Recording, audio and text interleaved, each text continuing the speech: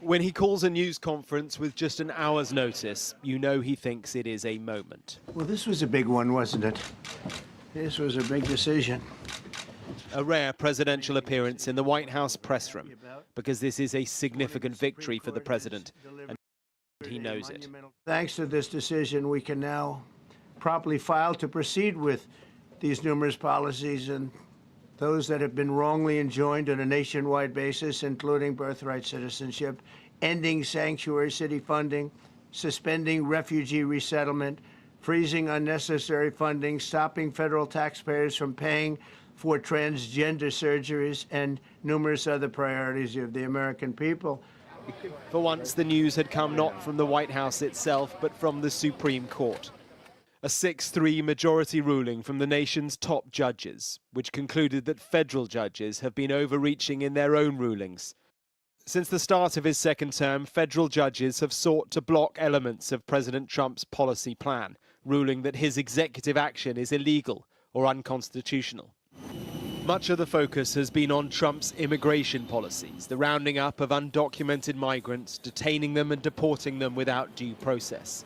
Not constitutional, not American, said federal judges. Well, I think taking power away from these absolutely crazy radical left judges is a tremendous, this is such a big day. This is such a big day. So what happens now? Well, I think we should expect that Donald Trump, with the enthusiasm and the bounce that we saw in that news conference, to press on with his agenda, and he will face far fewer blocks. That's a good one. Birthright. This ruling was prompted by an executive order issued by President Trump to end birthright citizenship, that constitutional right to be an American if born here. A federal judge froze the decision. That may now not stand. The most senior Democrat in the land was to the point on what he thinks all this means, calling it an unprecedented and terrifying step towards authoritarianism, a grave danger to our democracy and a predictable move from this extremist MAGA court. By weakening the power of district courts to check the presidency, the court is not defending the Constitution, it's defacing it, Chuck Schumer said. This ruling hands Donald Trump yet another green light in his crusade to unravel the foundations of American democracy. The focus now for those who deplore this decision, beyond protesting, will be to apply class action, to file lawsuits on behalf of a larger group of people. But outside the Supreme Court, the protesters reflected in number an opposition movement lost in how to oppose this presidency. Mark Stone, Sky News in Washington. Intense fighting ever seen between Iran and Israel, and strikes on Iranian nuclear facilities by the United States. A ceasefire appears to be in place for now. But how did this war erupt between the arch enemies, and what might come next? Good evening. Thank you for joining me. Let me just adjust this to see if I can get in the middle. Okay, I think that's the middle now. Thank you for joining me today. It's been an interesting week.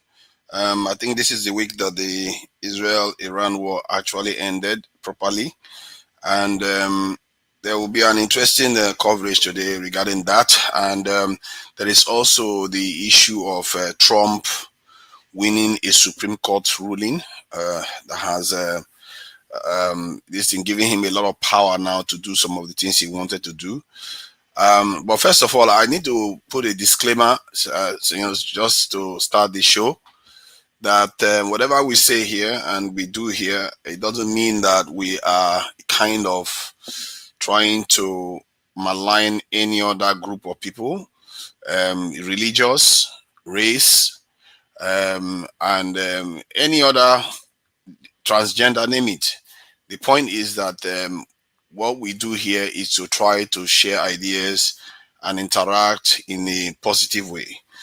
And these sessions tend to include evidence-based discussion because the idea is to actually share true knowledge. And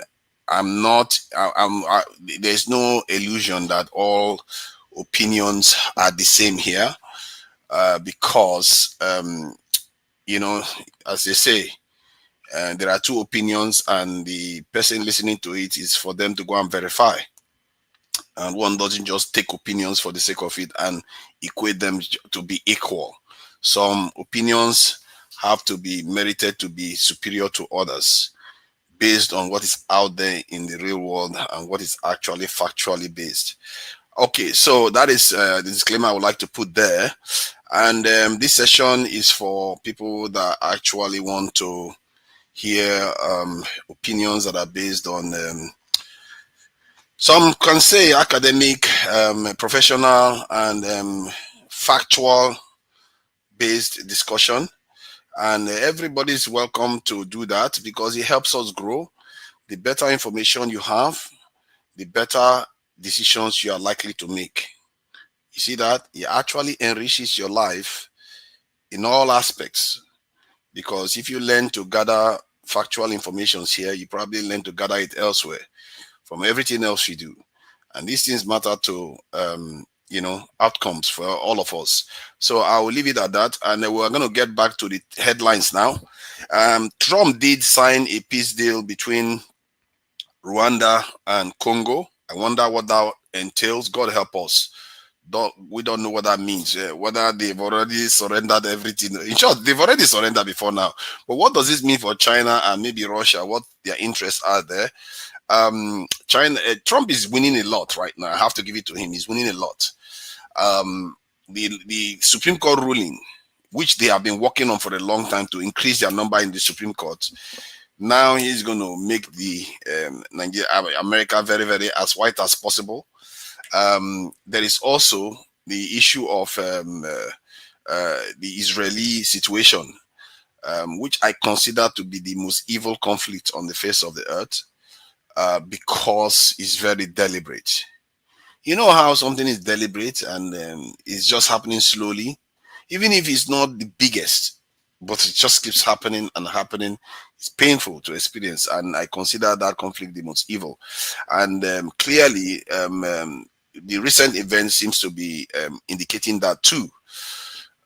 Trump seems to have created a situation whereby a different charity is going to be providing food for people. And when people go there, and the charities open about 4 locations or 3, if I'm not mistaken, for about 2 million people to come and get food.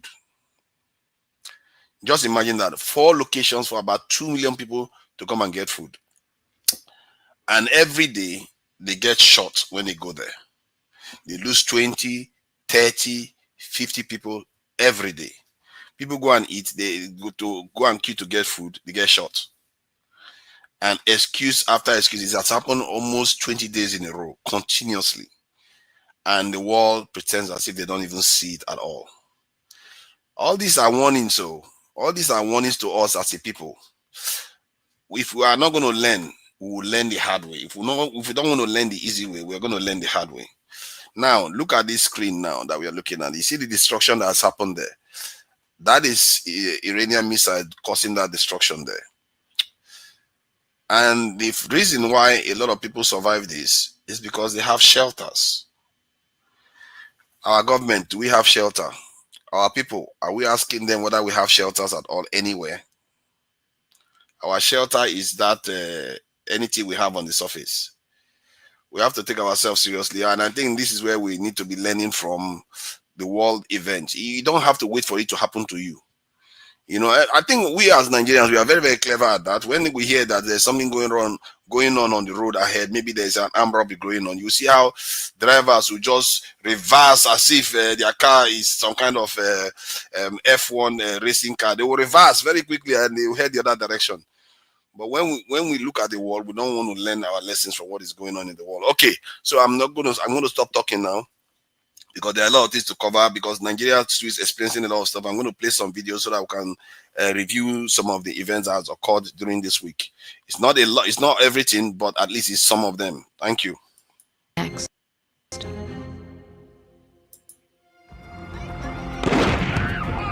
On the 13th of June, Israel launched a major air assault on Iran.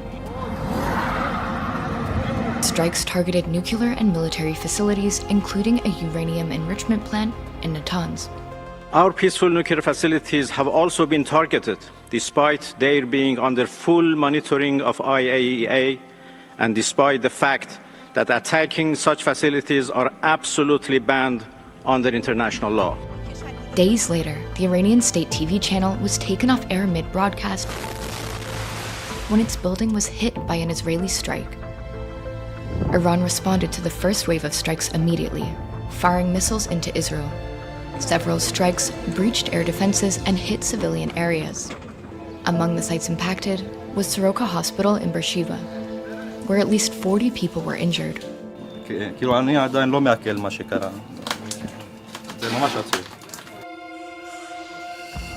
Israel said it started the war in an aim to take out Iran's nuclear program, claiming Tehran is developing a nuclear weapon. We struck at the heart of Iran's nuclear enrichment program. We struck at the heart of Iran's nuclear weaponization program. Iran has denied building nuclear warheads. While Tehran's enrichment levels exceed a 2015 nuclear agreement, the International Atomic Energy Agency said they remained below weapons grade. The IAEA can guarantee through a watertight inspection system that nuclear weapons will not be developed in Iran. Then, on the 22nd of June, the US carried out airstrikes on 3 Iranian nuclear facilities, including an underground uranium enrichment center. Trump claims Iran's nuclear sites were obliterated, but US intelligence now suggests it only set the country's nuclear program back by a few months.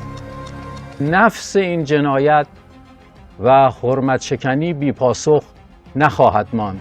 A day later, Iran responded by launching ballistic missiles at the Al Udeid Air Base in Qatar, the largest American military facility in the Middle East. The launch was signaled well in advance, giving US and Qatari forces time to intercept most of the projectiles. No casualties or serious damage were reported. Shortly after, Donald Trump announced a phased ceasefire set for the 24th of June. Around the time the truce was set to take effect, Iran fired a final wave of missiles that again hit the town of Beersheba, killing 4 people. Israel accused Iran of violating the ceasefire and struck a target in Tehran, but refrained from further strikes following a call between Benjamin Netanyahu and Trump. They violated it, but Israel violated it too. As soon as we made the deal, they came out and they dropped a load of bombs, the likes of which I'd never seen before. When I say, okay, now you have 12 hours, you don't go out in the first hour and just drop everything you have on them. We basically have 2 countries that have been fighting so long and so hard that they don't know what the fuck they're doing. Do you understand that? For now, the US proposed ceasefire between Israel and Iran appears to be holding. I think for the moment we've managed to avoid significant regional escalation or regional war. Obviously, things could change if Israel conducts a strike, a follow-on strike, not even in Iran, but say against Iranian proxies. Then you could see some sort of retaliation. But at the moment, I think this was an off-ramp that Iran desperately wanted and needed and really has no interest in restarting this conflict. In 12 days of war, at least 50 impacts were acknowledged across Israel, and 28 people were killed according to official figures. The Iranian Health Ministry says Israeli strikes on Iran have killed more than 600 civilians.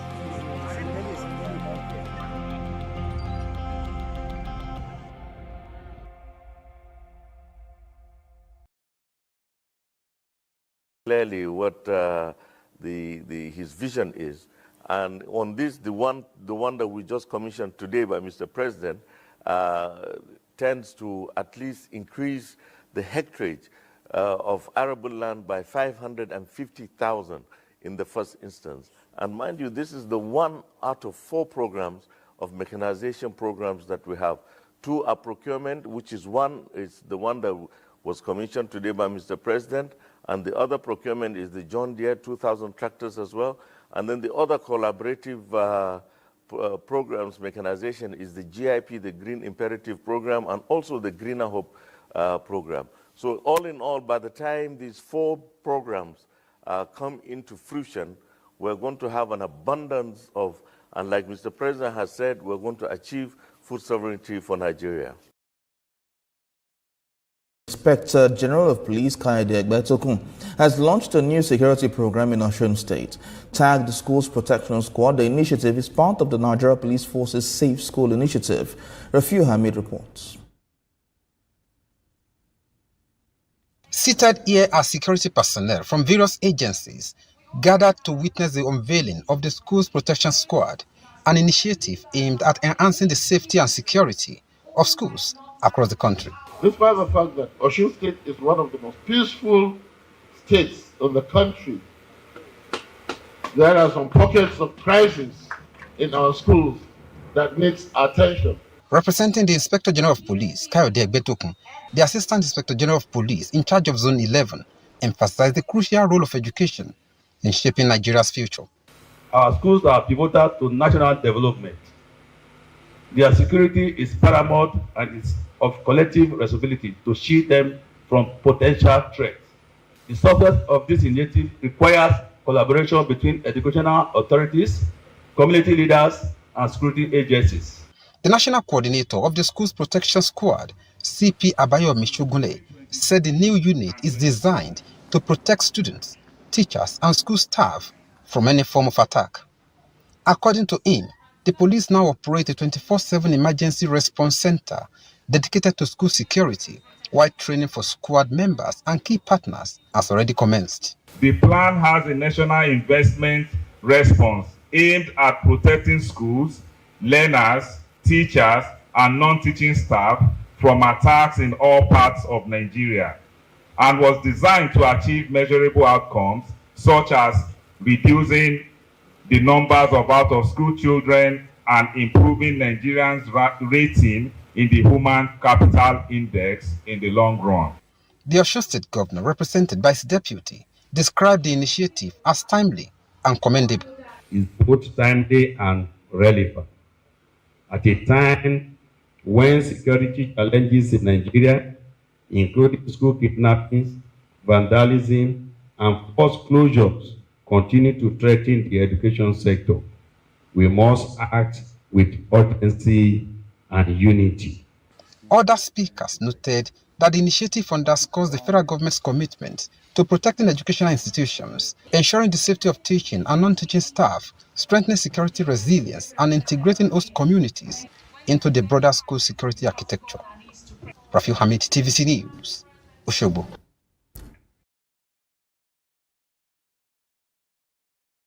Paper report saying that soldiers were ordered to shoot at unarmed civilians waiting for food aid in Gaza has been strongly rejected by Israel's Prime Minister. And the head of the organisation distributing aid has denied that hundreds of deaths from shootings are linked to its collection points. Johnny Moore from the US and Israel-backed Gaza Humanitarian Foundation told the BBC that international agencies, including the United Nations, are spreading disinformation. From Jerusalem, Lucy Williamson sent in this report, which includes images which you may find distressing. To make Gaza's aid more secure, Israel told Gaza's people to walk through a war zone to get it. This is a death trap for us. This is not aid. This is the road to death. I don't want to eat if I'll be shot at. Footage from the first days of Gaza's new privately run aid system showed chaos near the distribution sites. Hungry crowds pinned down by gunfire.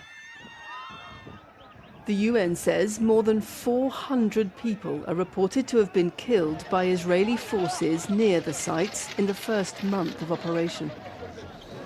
Abdullah al-Najjar was injured near one site last week. I was going to bring food to my family, to my siblings. We got injured. There was a lot of fire. It's food with the taste of blood. I plead with everyone not to go to the aid sites. Every day we face the same scenario. Martyrs, injuries, and numbers that we can't endure. The hospitals cannot process all the injuries they receive. Today, the head of the Gaza Humanitarian Foundation told the BBC his operation was not connected to the hundreds of deaths and accused the UN of misinformation. We're not denying that there are casualties in the Gaza Strip. We're not even denying that there are casualties within proximity to aid distribution sites. What we're saying is 100% of those casualties are being attributed to close proximity to GHF. That is not true. 100% of the casualties are being attributed to the IDF. As best as we can tell, that's also not true. Tonight, Israel's army strongly rejected a local media report that soldiers had been told to fire on unarmed crowds and said incidents were being examined. Its Prime Minister, Benjamin Netanyahu, said the media accusations were contemptible blood libels and malicious falsehoods designed to defame the IDF. After a 2-month Israeli aid blockade, hunger drives many decisions in Gaza, drives crowds to surge towards the promise of food, risking death to stay alive. Lucy Williamson, BBC News, Jerusalem.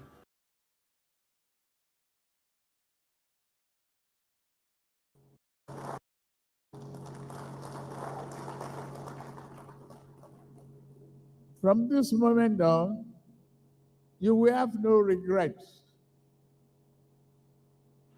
I could see hard work coming from A.A. Sule, determined to use the resources available to him for the benefit, stability, and prosperity of Nasarawa State. Sule is doing well because Ebola Tinubu is doing well too. Those who have triggered the alley politics and the partition of coalition suddenly just don't pay them any attention.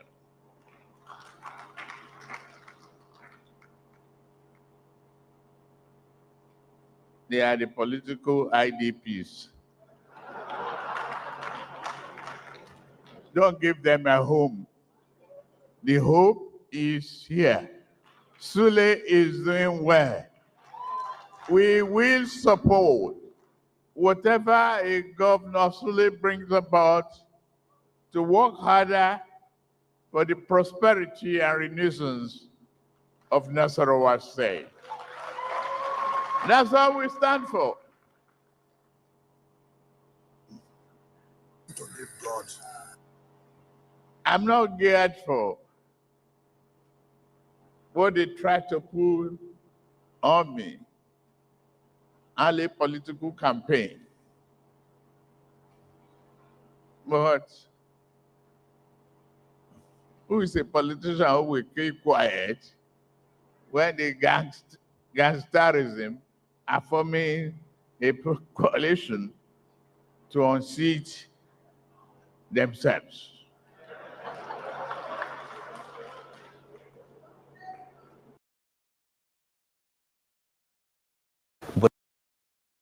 Tinubu is not his name. Nobody knows his birth date for sure. Nobody knows who his parents are for sure. I know my name, I know my parents, I know my birth date, I know I have classmates, okay, and there are no questions about whether I graduated from Ahmad Bello University or not.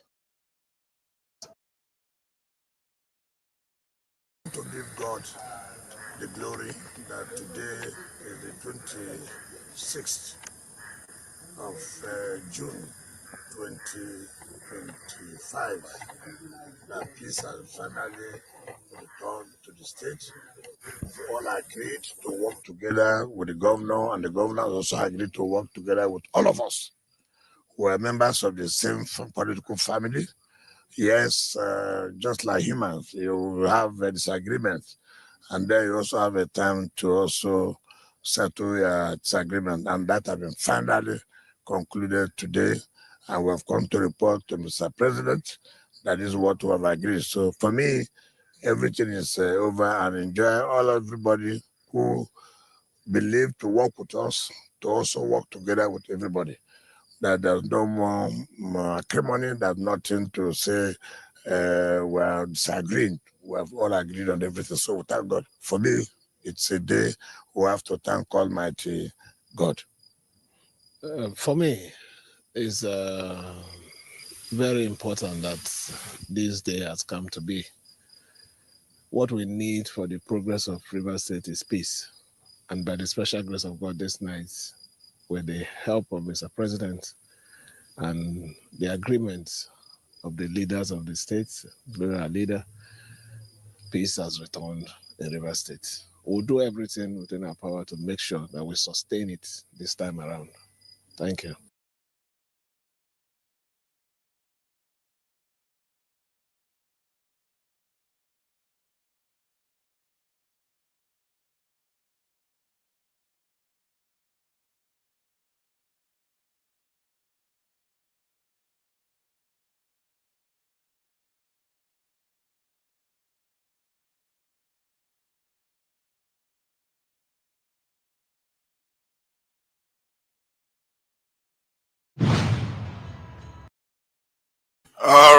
All right. Time to find out what is going on here. Let's get Ovie in here.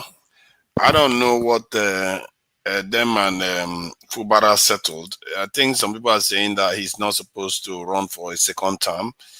I don't know what that is. That is very interesting commitment that he would have had to sign on to. And but I don't think the main thrust of my coverage today, because Nigerian politicians, they are a little bit boring, really. They're just a cliche right now, behaving like they are just a disgrace, really. The way they are behaving and running the country down, they don't care. All they just do is act as if one person has to be bigger than the other constantly, instead of them to worry about the people that they are governing for. It's like their profession; they're not even doing their job. You know, Wike is supposed to be one competent guy. Instead, he's worrying about how he's going to be winning office when he should be doing the job. When you do your job, you're going to win office. That's how it works. But these people, they would rather try to win office without caring whether they actually do their job, because they are busy committing offenses that they are worried that they're going to be prosecuted for. That's why they are afraid now. If you are doing your job, why are you so afraid? If you are doing your job, why do you even need to rig? Let me play this video of Trump responding to the Iranian leader. Then I'll play some, traditional stuff to just start the conversation that is going to be going on. Let me see. Let me just play this Trump video. You talk about maybe just secret nuclear site? Yes, that there might be some. Not really. Can I tell you? They're exhausted. And Israel's exhausted too. And I dealt with both of them. And they both wanted it settled, both of them. And we did a great job, but they're exhausted. The last thing they're thinking about right now is nuclear. You know what they're thinking of? They're thinking about tomorrow, trying to live. It's such a mess. It's such a mess. The place was bombed to hell. And no, I'm not worried about it at all. And I'm putting out a little statement. I'm going to respond to the Ayatollah's statement yesterday that we won the war. Oh, God, we won the war. And I said, look, you're a man of great faith, a man who's highly respected in this country. You have to tell the truth. You got beat to hell. And Israel was beat up too. They were both beat up. And it was a great time to end it. It was quick. They got the hate out. There was a lot of hate, a lot of hate. It would be great if they didn't have that hate. But the last thing they're thinking about is nuclear weapons right now. Iran wants to meet. As you know, their sites were obliterated. They're very evil nuclear sites. They were, now has been proven. We had some fake news for a little while. The same people that covered the Hunter Biden laptop was from Russia. The same people that did 3 or 4 other Russia hoax. But on their no, wait, just listen. They came up with something that delayed the credit that our great pilots and these great what talent that was, and they hit it right down in the spot, 52,000 feet. Think of this dark, no moon, you couldn't see a thing, and they hit the refrigerator door, as they say. That's the size of a target, and overwhelmingly, and it's amazing what was done. We're the only ones that could have done it, and we took out the 2 of the other sites also. In addition to that, we finished them off. That was a very evil intention. I believe that, and again, time will tell, but I don't believe that they're going to go back into nuclear anytime soon. They spent over $1 trillion on nuclear, and they never got it together. And nothing was moved from the site, by the way. To do that is very dangerous. It's very, very heavy material. Those cars were most likely the cars of masons because they were pouring concrete at the top, at the hatch, as you know, the hatch going into the nuclear site. They wanted to reinforce it, and they had some masons there pouring concrete. By the way, that concrete was obliterated. It hit exactly at the concrete. It was, I don't think it had a chance to dry, but everything's down there. It's under millions of tons of rock. As you go into negotiations and talks with Iran, are you demanding not only that there would be no uranium production inside of Iran, but also that Iran would turn over all existing stockpiles of uranium? Well, you know, we're a little early for that, but something like that, yeah, we'll do something like that. Let me say that I've been saying for 25 years, even as a civilian, you cannot let them have a nuclear weapon, and that's what happened. It's been obliterated. It would be years before they could ever get going, and I really think it's probably the last thing. They have to recover from a hell of a tough war. Would you also be demanding that the IAEA have full rights to inspect in Iran? Or somebody, yeah, or somebody that we respect, including ourselves. But if the intelligence reports conclude that Iran can enrich uranium to a level that concerns you, would you consider bombing the country again? Without question, absolutely. And have you had any conversations? Turned out to be unbelievable. Nice one, nice one. Okay, so we have now heard from Trump, from this discussion about the Iran nuclear situation with Israel too. I think what came out of that was that he says that he was going to be looking at attacking Iran again if the threat is there. I don't think that will necessarily happen. But I think the threat is still there. I don't think Iran has the threat of going nuclear is there. It's been taken care of because Iran will want to go nuclear weapon now because of this attack. It's very, very funny because to try to prevent them from going to go nuclear, you attack them. Now that will force them to actually want to go nuclear. I don't know where they got the idea that this was going to be the opposite that was going to happen. Because the people that were arguing for the country to go nuclear will now win the argument. Like, look, I told you so. I told you people should go nuclear. You're here talking about nuclear power. And now look at what has happened. They've attacked us. If we Iran was nuclear power, they wouldn't do that now. Because they know if they attacked the regime could unleash mayhem in Tel Aviv. And not only, in short, it will destroy entire Israel, really. That happened. And yes, their country will be destroyed too. But that is not safe for anybody. Hence, it's not going to happen. No attack will happen. They will negotiate their way out of it. And I think anybody that gets nuclear will never give it up. Anybody that has nuclear weapon in this world today, they will never give it up again because they have seen what happens when you don't have it. All these countries, they start bullying you left and right, trying to kill. They will be trying to kill your leader openly. They were trying to kill the Iranian leader openly. So let's deal with this issue first before we go to the Nigerian ruffle politics area. So what do you make of accelerationists? So you are you are one of the accelerationists or the accelerationist. Those people that want to run the world into the ground, want to make sure the end times are here so that they can restart the world in their own image. And this is what happens. From what they said, almost every 80 years or so, there's always a kind of reorganization of the world. And the people that were in power at that time will be the one that will reshape it. I'm even wondering now if there is a reorganization of the world, whether Israel will not be in the equivalent of the Security Council then. Because Israel now is a nuclear power and in bombing people left and right. And they could just claim that they want to be the Security Council of the world in the new world that they will create. And Nigeria obviously will consistently remain nowhere and remain a backwater. Whenever they decide to do it, they decide to do it in the new world order. So, but what do you make of it? That was more of a tongue-in-cheek comment. So, what do you make of it? This acceleration is. You're actually spot on. That is at the core, at the center of what is going on as we speak. So, it's not necessarily tongue-in-cheek. We are at the time, the world is at the time that it has to move to the next stage. What is that next stage? Well, that's where we are we are defining gradually with the World War III that is in progress.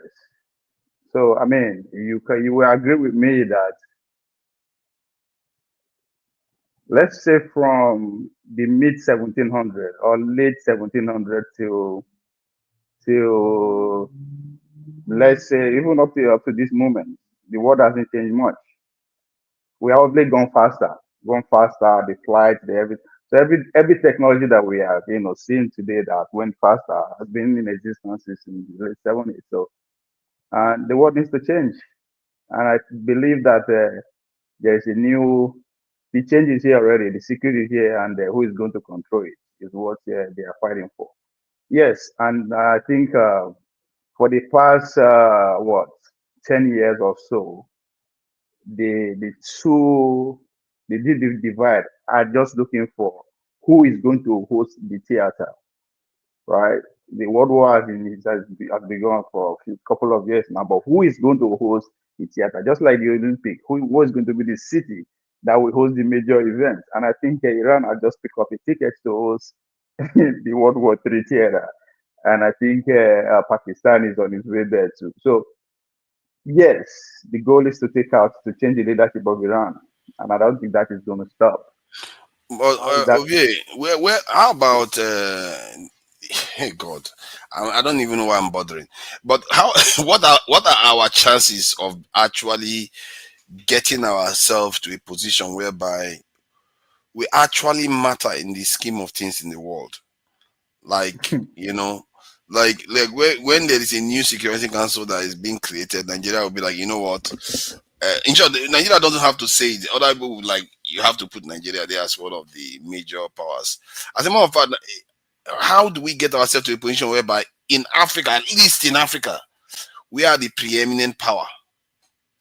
How do we get ourselves there? Because this game we are playing so far is not going well. Egypt or Algeria or even Morocco, maybe even South Africa, seems to be punching above their weight better than Nigeria is doing so far. So how do we get ourselves there? Oh, how do we are not in the scheme of things. We are not there. I mean, when you say how do we get ourselves there, how do we free ourselves first? That is part of it now. That's part of it now of getting there. You have to free yourself and launch forward to be able to say, you know what, we are the preeminent power here. Just yesterday, America now just signed a peace deal between Rwanda and this in DRC, which is Congo. African Union is not present in the room. This is sad. Yes, that's what I'm saying. So I think, to go back to your question, how do we get in the game? Unfortunately, we still have to go back to what Kwame Nkrumah suggested, even before Kwame Nkrumah, the last of Marcus Garvey, said that the only way we, as the Black continent, can free themselves is coming together in these three ways: economic, military, and governance, as one unit. Yeah, that's the only way we stand a chance. That's the only way we stand a chance. If we don't come back, there's no all this pocket of all this mushroom country, nothing. As we don't stand nothing. So and there's a reason why they make sure we never come together, because that's the only way they can access our resources. So how do we come together in these three areas, right? We have to have one government, one economy, and one military. That's the only way. Between the African countries? Yes. That one is a tall order now. We barely can even handle ECOWAS. Well, something will make it happen, right? Which is what you are always what you always talk about, your fear that we need a. We don't have a reason yet. We have never been invaded. You are showing the video you are saying earlier on about the damage the Israelis and the Iraqis. They don't have to go that far to come to us now. They really don't have to travel that far. I think somebody was saying earlier on today, I saw a video, somebody saying that why is the Middle East controlling East Africa so much? That I think UAE has bought so much land, a land mass in Africa as large as the United Kingdom. Yes, they are just that much land. They are taking advantage of the vacuum that the Chinese people are creating. The Chinese people are living. That's what you don't understand things like that.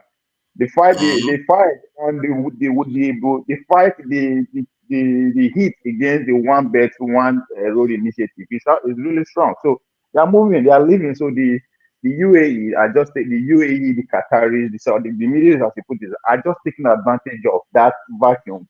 Their money. They are the only one that have money to invest anyway, right? So they are not coming directly, they are coming indirectly, they are coming via the Indians, via some of the Chinese, via the West. So that's what they are putting on their investments, so giving all these things. So the money that the Chinese are no longer investing is what the Middle East are taking advantage of all across Africa. That's what you are saying. But why do we seem to always need endless money to borrow and sell things? Why can't we just figure out the way to actually have a multiplier effect where you manufacture some? It's like we keep doing this. We say we want to change, but we don't seem to see the change. We have no. I don't think we don't talking about the freedom. When everything is dictated to us, right? Even the loan, you have to take it. They have to tell you have to spend it. That's what happened. We haven't. There's no. I mean, again, there's no way we can actually dream until you can sleep without. I think you have to have level of faith because money is at the center of everything, which is the economy. If your economy is under your country, what money do you have to actually invest in your dream of building your military, building whatever? It takes investment. But if you are not in control of what you can get that money, what do we need to go borrow money? I'm borrowing 2 billion, 3 billion. That money, when countries are investing 100 billion just to power the AI, 500 billion to power AI. So, and that is because they are the one dictating the game. So freedom has to come. And I don't know if it's going to be a movement, just like what is happening. Something has to give. So because all across the continent, all the leaders are in their control. But most importantly, if people cannot see that, just look at the businesses that run your country, for instance, Nigeria. Nigerian economy is run by international corporations. So it means that every money they make goes out. Even the one they borrow you, they take it back out. So the little one that is left for all these clans are running around, that's what they are using to oppress me and you, to make sure we are in one place. So the goals of our leaders is to adhere to the rules of quote unquote international community, which is pretty much the indirect rule. So we are still a protectorate, the whole continent. So if you are a protectorate, you can't do anything by yourself. You mean sub-Saharan continent or the entire continent? Continent. Algeria doesn't seem to be very keen. They will not like you saying that. Algeria doesn't take nonsense from anybody. Those ones, they kick the French out, and they are very, very Eurosceptic people, Algerians. So, so maybe Egypt. Even Egypt has a level of independence because it's like they have a partnership with America, where America gives them a lot of money and weapons, but they are not necessarily subservient. Don't just assume. Just look at China, for instance. It's the second most powerful country in the world. They are struggling to maintain their sovereignty. China. Just look at that. Yes. They are fighting for their sovereignty against international influence. That is a country that has everything going for it. Don't talk about all of us. What do we have going for us? Nothing. But okay, I think you are extending the comment. You are extending it a little bit now. This China thing you just said, is it not China's fault? Is it not China's fault that they are suffering? Because when I looked at the events of the past 2 weeks, and you look at how Iran was put under pressure and total security, this intelligence collapse that enabled a lot of their officials to be assassinated. But you see Russia and China, they seem to be acting aloof when their partner is under threat. But the Europeans, they play like a team. I have to give it to them. The West plays like a team. They support their team members. They defend them. They do everything. Even Arab countries were part of defending Israel too. So it shows you that Western nations, if you are allied with them, they tend to be more responsive to your needs or to ensuring that you remain whole. Let's put it that way. But China seems to remain aloof. Look at what happened to Syria. Look at what almost happened to this in Iran. If Iran had fallen, I can predict instantly that BRICS is dead, right on the get-go. But because Iran hasn't fallen, maybe there's a chance for China to recoup its image back and Russia to get their image back by backing their allies more strongly, because the rest of the world, the Western nations they're playing like a team. They're like Brazil or whatever you want to call the best team that don't have to cooperate. So what do you make of that? Is it not China and Russia that are bringing this problem onto themselves because they don't form tight alliances with their partners? No, yeah, I think you have to see it this way. This whole Third World War, this nation state against nation states, socialism, big capitalism, isolation, isolation, all these things that is going on is because of China. China is the target. You understand? China has come of age. The next stage as a nation state, when you come of age, when you economically you are up there, militarily you are up there, the next stage is to dominate your region, regional dominance. So that is the next level. Once you dominate your region hegemonally, you have the chance to actually push the next big power or take the war to them. So America is at that stage. So of course they are creating allies to make sure that doesn't happen against that. So they know that. So what China are doing, again, if I bring war to your house, it will be very difficult for you to react immediately. You'll be shocked. What is going on? I said that to say you said something very potent here, that the Iranian leadership have exposed themselves to the Israeli to the point that they've taken up pretty much all their all their agencies, all their power, people that, the leaders in between the top and every other person, right? So what you are seeing the Chinese and the Russians are doing, they are watching. Because the question, the question you are not dissecting there is how those military leaders were taken out. It wasn't a war. They were sitting at their home or driving a car, boom, right? It's a technology that is upon us. How they even know that Nigeria is actually talking to me right now and one excluded, without the whole world knowing, but before you know, they take you out. So the Chinese are watching. But most importantly, when you know you are the target, you don't react like that. You wait to see how far these people are ready to go. Right? Because the most importantly, the Chinese victory here is for them to retain their sanity, their sovereignty, regardless of what happens.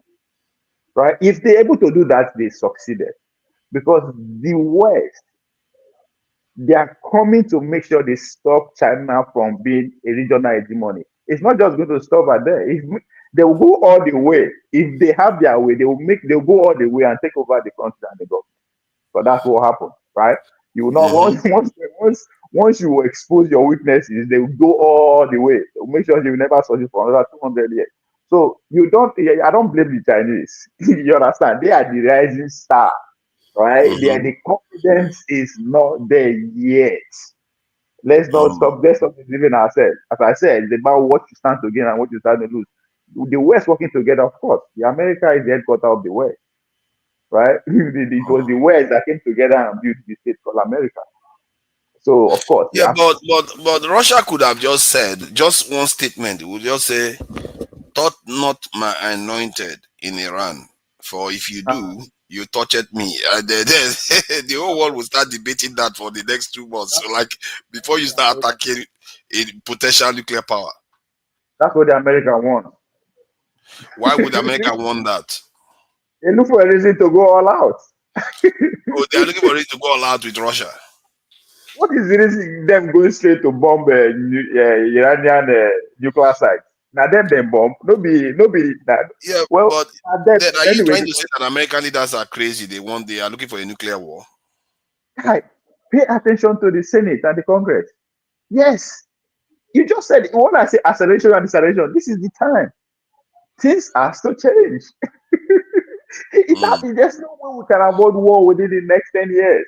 It has started already. Something has to give. The world has to move on to the next. Are you telling me? Are you trying to predict that there's likely to be a nuclear war in the coming years? Nuclear war? Yeah, because that's the combination of what you are saying. If they go all out against Russia, it's a nuclear war. Is it the first time? They've not gone. They've not gone all out against a nuclear Russia before. No, they're not. No. The three big nations with them, they are not going to go at war. The war will be fight somewhere. The war will be fought somewhere else. That's why I said Iran may just decide to fund the ticket to hold the theater. If the war is fought somewhere else, the war is over. The reason why I say the war is over, if the war is fought somewhere else, because the way I think Russia and China have played it badly. They didn't wield their power, and I think maybe China. There was an analysis that was carried out that said China. What power are you talking about? Their power is their nuclear power and their economic power too. So they don't have economic power. China does. Yes, but see, all you need to do, look at the 10 companies that controls the world. 10 companies that controls the world. I guarantee you, like the first 5 or 6 are all West, are all American. So, well, I'm not so sure though, because Russia can only feed themselves. They can feed themselves. That's what you say. But they don't have economic power to influence any other place outside their own. Right? Okay, China, let me top 10 China companies. everywhere. They have a little bit of that, but it's insignificant. Yeah, it will be interesting to see. I think the world map is there, but China Petroleum is third in terms of top 10 companies. China is well there. State National Grid, China Petroleum, China is quite a lot in the top 10 companies in the world. What is the influence of that company around the world outside China? The influence of the company around the world outside China. Let me see which one.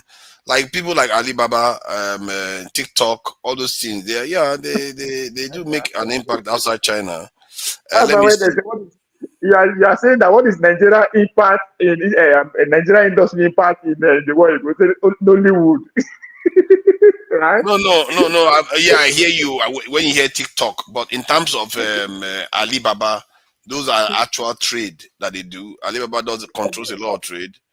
So that's why I said China may speak to that, but Russia, forget Russia. Russia they just do on their own. They don't have any influence like that, and they are still trying to survive. Russia has strategic power. That's what they do, and what I think is happening. And to survive, they have to use it. That's just it. Yes, so you can't invade them, but you can just keep them outside the international community. That's what the West is. If they say they want to go out and do trade, if you block them, you start a fight. And if you're not ready to fight in nuclear war, don't start that fight. No, they'll be fighting all along now. They'll be fighting everywhere. Yeah, but the point is that when it comes to if I believe that they are playing, and I think this is why the West wins, because the West always ups the ante, as if when there's a nuclear war, they don't have a lot to lose themselves. They always up the ante, and sooner or later it needs to stop and say, you know what, let's figure out a way to live together without all these threats constantly. That's why they attack first, even before you or even dream of say you want to even attack them one day. They know why they are doing. That's what when they started, they know why, because they know it's about time frame. If they allow this time to pass, it might be too late. So they exactly know what they are doing. The goal now is to take out the Iranian leadership, get hold of the oil that goes to China, block that. Of course, the Iranian is located in a very strategic location in terms of how oil flows around the world. Once you are totally in control of that, you stop China from energy, but little by little, right? You might say, 1.3, 1.5 million barrels that go to China from Iran every day. It's not a compared to what they are consuming, but it's something, right? So that's what you are seeing. Get hold of Iran society and take out the leadership.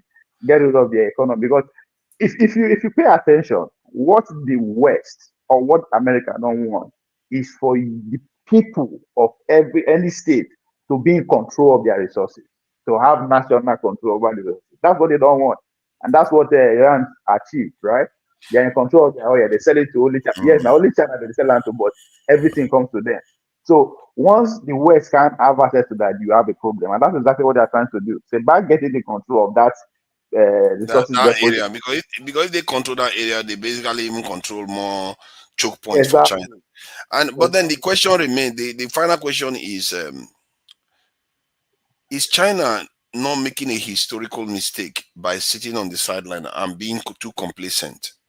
All they keep worrying about is trade, trade, trade. They've done this before when China, they had to experience the 100 year of humiliation. You remember they were very advanced, just maybe even more advanced than the West, but they became complacent. They were not exerting their power around the world. They just remained in their country, and before you know it, they had that opium trade. Before you know it, their country became weak, and they were defeated again. but they are doing the different now since they opened. What is different now? They are basically doing the same thing again. No. See, again, I think you have to understand that it is a game. Both parties are strategizing long before now. It is America that opened the world, that allowed Chinese to come into the world. Don't you think they have a reason why they did that? So they make sure they absorb Chinese spread all their wings at a point whereby they are supposed to be now solidifying their investments all over the world and start inciting power that you are expecting. They are at the point of getting to that level. Now Americans are struggling, so they know why. So when you are caught at that position, what do? You play calm. The Chinese have one belief, have one saying: you win by doing nothing. You can win by doing nothing, right? So what they are doing now, they're spread. The one road initiative is spread. It's everywhere. There's pretty much no country on this planet that the Chinese are not there. So now, how much loss can you absorb first? Right? Because what people are not seeing, what is the effect of all this at home? They are losing jobs. Companies are folding, right? They are consolidating to make sure they save the most important industry, what will make them to stand. That's what is going on. So in a way, I'm not saying they don't expect all this, because Americans are not they are not coming out of the blue. Everything is written, everything is printed out. So they are just only say by this. Not that they don't know, but there's a secret, right? What is the secret? The secret lies in technology. I'm not saying the Chinese are lacking behind, but nobody knows who has what. So that's what you are seeing, right? Nobody knows how far the Chinese are going. But hold on, though. Sorry, that was the last question I asked. But the point still remains. For me, looking at them, they are playing the same old game that they played. You said do nothing. That's exactly the game they played before, and they paid a heavy price. There is a time to do nothing. There is a time to nudge something forward, and they are not doing anything. If you are Xi Jinping today, what will you do? Xi Jinping, I will support my allies. Any nation, I will start saying, any nations that support my economic interest, because the West is not going to give you room to expand and become bigger than them. They are not. They are good. What they are doing now is trying to choke China. So somebody is trying to choke you. You have to, according to Nigeria, counter choke. You counter choke them by aligning with by empowering your so-called friends that you have around the world that are leaning towards you, that are enemies of the West. Okay, if you look at Cuba, if you look at Iran, if you look at Burkina Faso, all those countries, you want to strengthen your relations and strengthen them, just like America strengthened Japan, Taiwan, and this in South Korea. That is what you do. But what if I'm not allowing you to do that? It's not that they're not doing it, but I'm not allowing you. America just said they are taking over Panama. Boom. Their investment is there. They say we are taking it over. What are you going to do? Yeah, but that's Panama now. But Burkina Faso will follow. Ensure the AES will fall in line with China and Russia. But they are not. You don't see them empowering them. That is what I think is their mistake. You need to start think how all these superpower things, they group it region according to their importance. You keep talking about South Africa. Nothing they hear. Nobody cares about it. They will come back to us 20 years from now and arrange us again. Nothing they hear because you have not empowered them. If you empower those, can you imagine if one of the AES was a nuclear power? Then something will matter. No, it's not. When you say empower them, it's as if these people are just there without somebody being lord over them. How do you take Nigeria away from the West? How do you do that? How do you take so all these countries before you say they should empower them? Do you know how many investments the Chinese have put over Congo? As we speak today, as we speak today, they don't move from what they have to go. The deal that you see being signed in the White House yesterday, you know what that deal is about? It's about to transform the whole. If the West are not gritty, that is the one of the most, I think, the biggest energy deposit in the world as we speak today. You understand? So the arrangement was between United Nations, China, and the local people of Congo. But over the last 10 years, the UN stopped investing with all these fight. All these rebels they are fighting. That is the counter argument, the counter pushback that you are seeing. When you say rebels are fighting, Boko Haram, all these things, that is pushing back the Chinese investment, right? Because what Chinese need, before the Chinese business can flourish anywhere, they have to be peace, right? So that's why even the relationship between the China and the Russia is not something for anybody to take serious. I said that because even in the Sub-Saharan Africa, that both of them are operating, they are having headway, right? They are in business. Their business oppose each other. China needs peace for their business to flourish. Russia needs chaos for them to sell their weapons to the country. No, I understand that, but the same thing goes for America. I just feel like if you look at their pattern, they are going to get into trouble before long. America leverage on what they have over us, right? The people, the morality, and all that. That's what they are using, and violence. So because of the unrest in Congo, the Chinese packed their business and left. Guess what? UN decided to invest $150 million again. American community are coming over. That is the signature you saw there. You are not getting my point. Like Congo now, where they were now, they allowed Congo to be in chaos when they should be thinking that Congo should be functioning so that Congo will become a close partner of theirs. But they are not. They don't nurture their partners. That is a bad plan. Don't understand to Nigeria. I said Chinese have invested heavily in Congo. They invest 80% of the infrastructure of uranium, whatever, in Congo is being paid by Chinese. Seriously? Congo that looks very underdeveloped? Exactly. That's why I say you have to understand the politics there. The two of them have to flourish. It's not even necessarily the America causing confusion. The Russia, they have to sell their weapon. Why do you think they love veterans so much? Because they are selling weapon. How would they sell weapon? Peace. There should be no peace. You can sell weapons to people that are at peace. You can still sell weapons to people to defend their country that are at peace. Make their military professional. Each of us are on this platform. We have different interests on this platform, right? What do you think I'm going to do? I will watch you and see your weakness while fighting man of prestige, and I will strike. So again, all of them know they stand for something that is against their relationship that you are seeing on the floor. Because as I said, there is no way America again. If you say, okay, maybe Russia should not cause violence again, so that the Chinese people flourish. No, America will not allow that. They will sponsor rebels to come in. So the fact that there has been war in that region for almost 60 years, it's not the people that are stupid. It is the coming in and going out of these world powers. So Chinese have invested billions of dollars in building those infrastructure. But because of violence, there's no way they can recoup their money back. So they have to move. That's why I said it earlier on. The Arabs are coming in with their money where the Chinese are. So there's a fight going on. Everywhere you see unrest. It's not because the people of those places are stupid. No, it is because these three big powers are fighting. Right? Now, but again, the Chinese have to be very careful. You don't want to be accused that you are supplying weapons. That's an opportunity for them to come after you, right?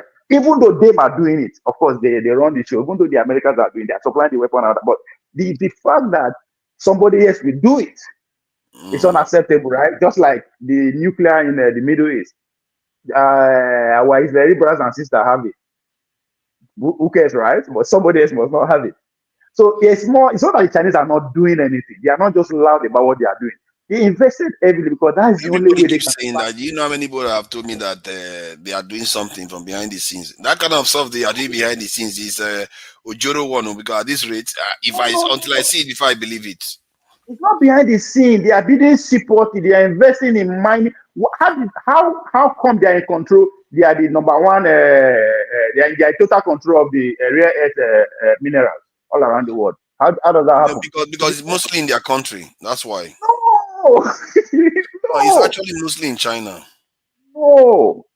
Every other, yes, outside China, every other place they have all this is, they invested heavily in the mining project. So everything is being shifted to China to mine. Okay. Everywhere around the world. So that is their own way. See, if for me to, just like for me to come into your house, I have to look for something that you are lacking. So the Chinese people look around the world, especially the country of Africa, they see that we are lacking physical infrastructure.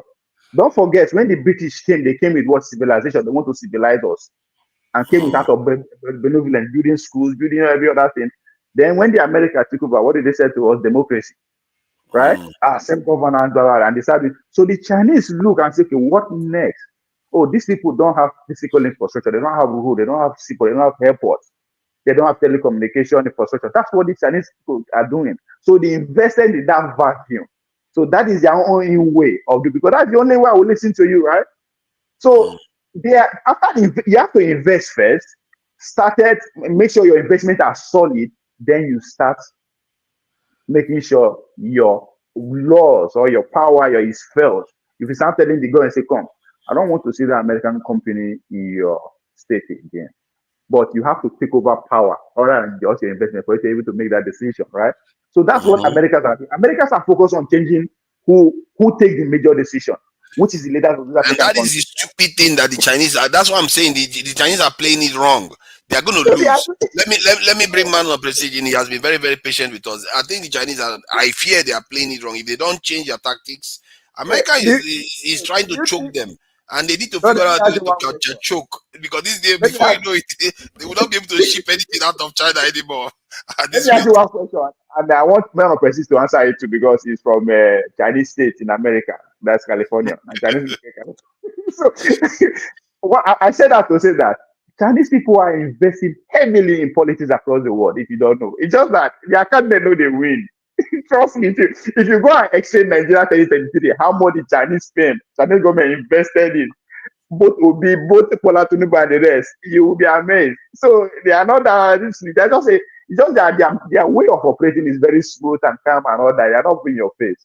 So, Man of Prestige, how much China in control of California? Because the day JGP visited, they turned San Francisco to one of the most beautiful countries in the world. It is a state that is a slum compared to Ajegule, but it turned a beauty overnight. So, what is the role of Chinese government? Everybody, acceleration versus deceleration. Where have you been? I'm just decided to go on my ground and watch the second civil war that is unfolding in America. You see what happened in New York and so I'm on the. I just decided to go to the background and pay more attention. I don't want to be. Before I come to you, forward, I'm going to talk. I'm going to talk, but I need to ask Ophelia some questions. You heard about Ophelia, leaving Nigeria, going to Turkey today. Turkey represent Turkey. Is that true? Yes. And well, other than politics, I'm a stakeholder in that department, So I wrote a piece. That in one of our group where we make awareness, and it's been generated a lot of controversy. Yeah, I saw that, and I think it's not new. She's not the first person. I am more concerned about the future, right? The future, and most importantly, our federation is 81 years old, senior Nigeria. So I think we, the ex-athletes, those who have passed through that institution, it is our fault to what is happening to our sport in that track and field federation. It is our sport. It is our fault. We have ex-athletes who have gone to other endeavors of life and excel, government, military, medical, whatever. So what are they doing? It's our federation. Let's come and take it over and build it. That is my own belief. But hopefully move has implication. It has immediate implication and long-term implication. What is the immediate implication? She's going to get paid, right? So, but that's it. My last question to you here. Yeah. Is the Pan movement, carrying their Pankwasoa to APC. What's going on with your man? Is that what's going to happen? The game of thrones politics. I've said it. I think maybe 3 or 4 months ago that as soon as the wave of Konkoseas, the NNP people will started moving to APC, I said the days of Gangujes are numbered, because there's no way Konkoso will join APC and be under the leadership of somebody who, he politically speaking, has more political capital than him, right? He is in charge of state. He has at least 1 million votes according to INEC. On the other side, Ganguje is not Kanu. It's only Kanu. APC may no, lose, hold on now. Hold on. I'm comparing to Ganguje. Ganguje, on the other hand, is not electable. He has his public persona is already destroyed because of the scandal. So he has nothing to offer the party anymore. When you have somebody that Congo always come with a 1 million vote, come with a state governor. So somebody has to give. So he has to give it. My prediction is that he's going to become this APC chairman. That's my prediction. That's Konkoso, because that's the only way that's the only thing you can give him. And again, I think Nigerian politics, which is not that complicated at this point. Hold on. Sorry. Are you saying that Konkoso is willing to take APC chairman, but he wasn't able to run as vice president? I thought he was going to be the vice president.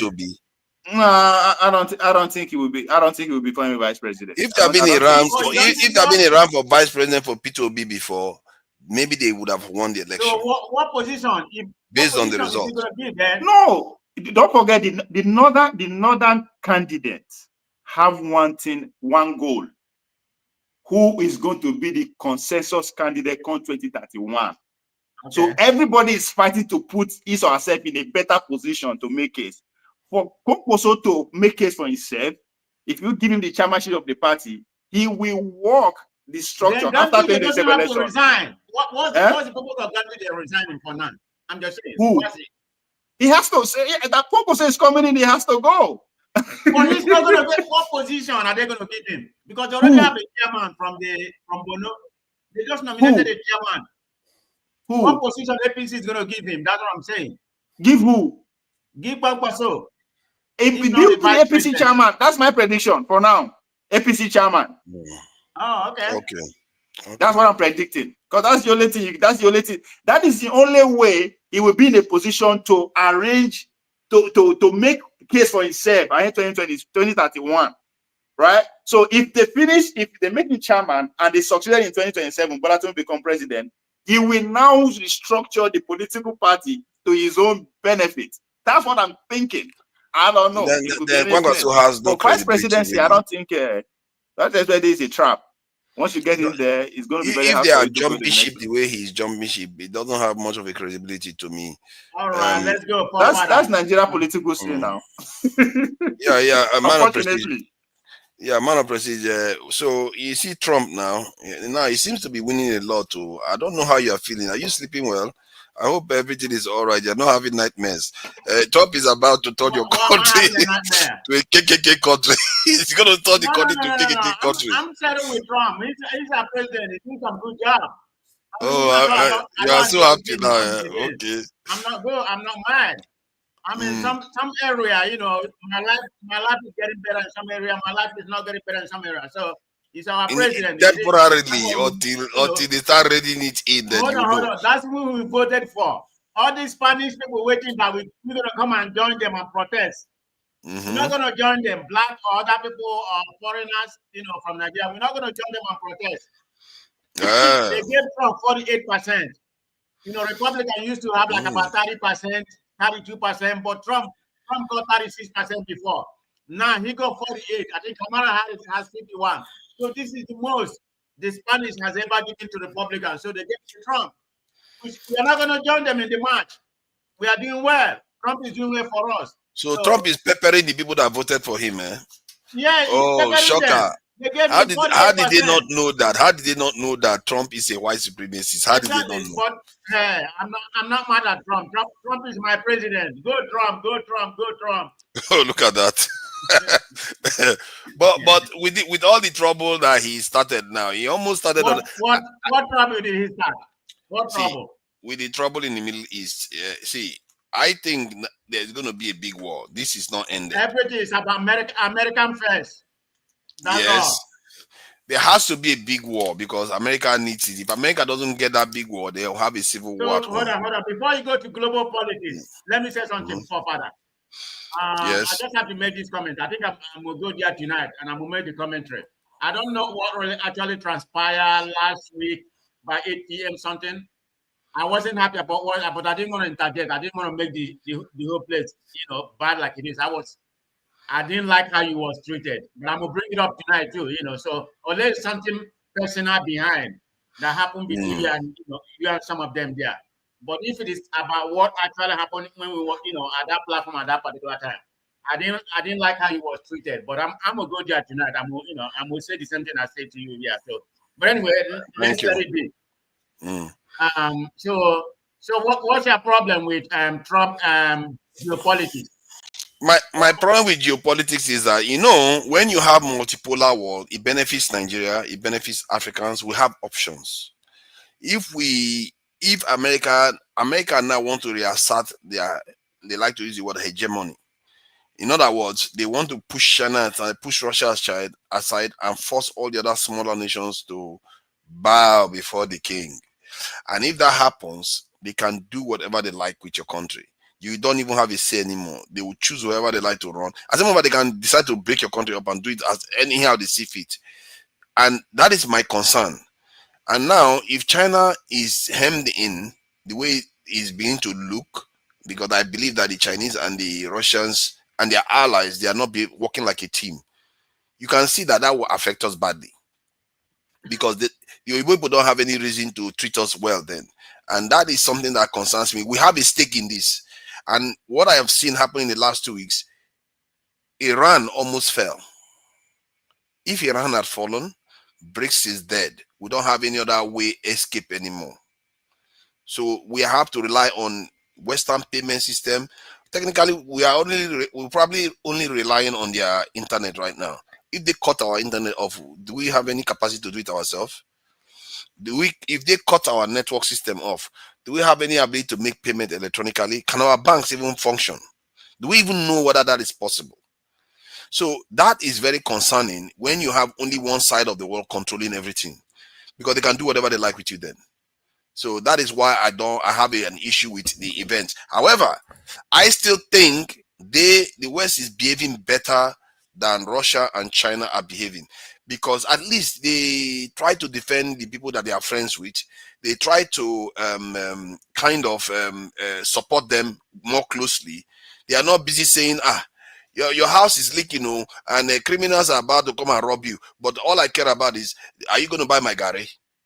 Do you want me to come and repair your this in chair?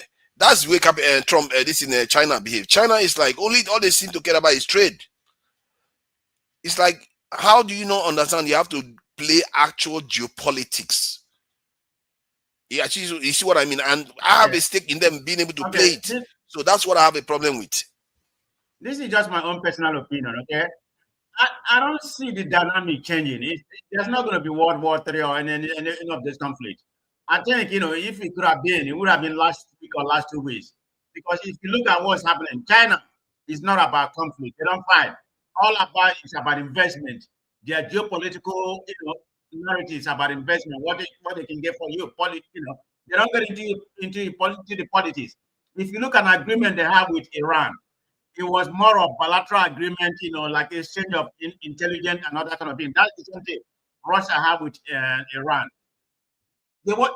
Russia or China wasn't going to come in and defend Iran, believe me. And Iran's position right now is pretty much damaged. Iran doesn't have that much. If you look at their proxy, Iran proxy has already abandoned him. So Iran is pretty much weakened. I don't know what kind of damage the bunker bomb that they use, disseminate their nuclear weapon. I don't know up to what extent. Nobody has the right. Yeah, but sorry. Are you sure Iran is as damaged as you think?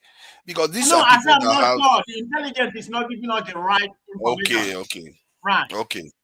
We don't know. It could be set back for just a month. It could have been set back for years. Nobody have the good intelligence. Forget about Trump saying obliterated. That's what the word he wants to use. But even intelligence from Israel is kind of sketchy. Nobody knows, but we know we know, in my own opinion, in terms of their capability to fight any of their enemy right now, it has weakened drastically. Because the reason why I'm saying that the Hamas is no more visible. Is that what's the other proxy?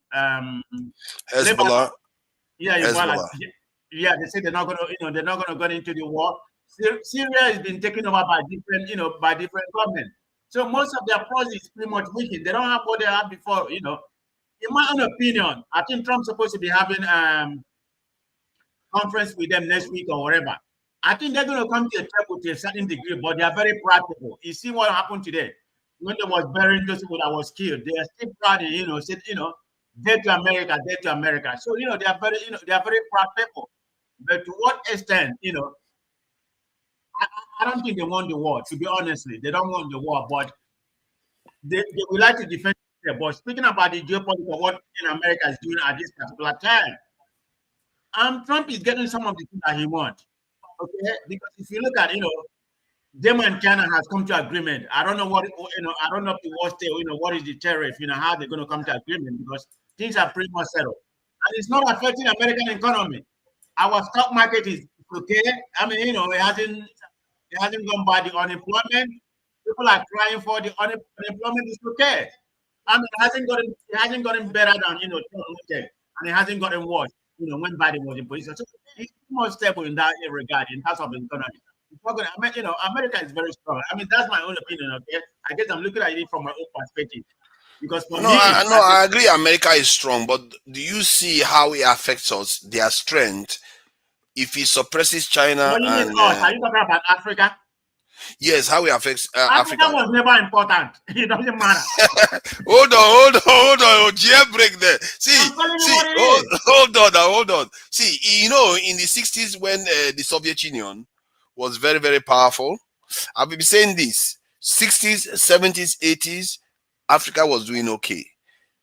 At the zenith of the power of the West, we went down.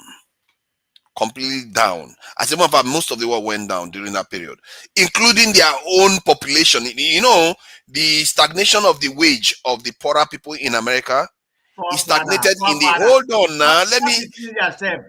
Hold on now. The Western world, Africa is not that relevant. No. They're using hold on. They're using a slave, they are earth mineral or something like that. You're not relevant. The economy of Africa doesn't play a big role in global narrative. That does, okay. Let me ask you then. Okay, yeah. If you are a trader, you know that you only one customer will buy your goods, and that customer, and you have to sell your goods. The customer can give you any price they want, but if you know you have another option, does that not give you a chance to bargain? Does that not give you a chance to bargain? So this is why it's important for us to have multipolar world. But forefather, look at the people you are talking about. You are talking about African leaders, people like Tinubu, people like Kenya president. Believe me, they're gonna still beg the Western country. They're gonna be subsidiary to the Western country. It doesn't matter. I mean, look at what's going on in Kenya right now. Is it not because of the tax bill or something like that? Is it not what our government is doing? All these tax bills that was passed last week. But you see what is. But you also see what is happening with Burkina Faso now. We are not there yet. Stop deceiving yourself, okay?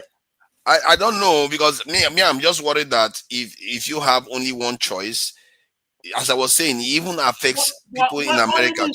Africa don't have a choice. They have to. What do you mean have a choice? They have to the power. Man of prestige. Let me just say one little thing, then you continue. Okay. So the third richest economy in Africa is Nigeria. Nigeria 2025 budget is 139 billion. It's 39 billion. And New York City budget is $112 billion. Thank you. Only New York City budget is almost 3 times the size of third richest country in Africa. Go ahead, man of prestige. Paul, are you saying that our national budget? Sorry, man of prestige. Don't be delusional, okay? I mean, I hope we are there. I'm from Africa. There, we like what is good for us. One We need to call it spade.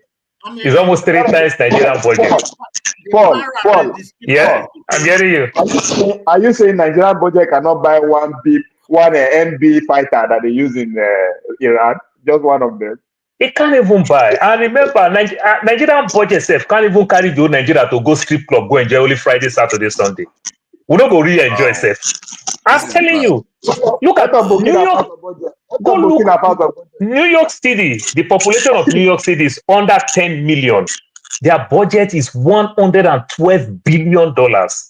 Nigeria of 250 million people, their budget for 2025 is 39 billion. What about we're a poor country.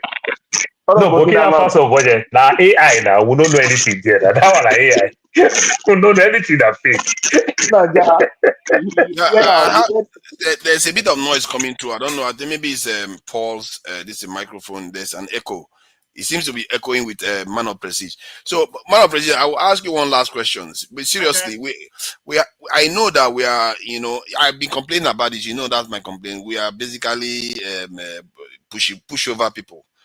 But for us to get out of the mess we are in, if you look at what happened in the 60s, 70s, China got out of their control, India got out of their control, North Korea got out of their control. Many countries during that period when the Soviet Union was at their height.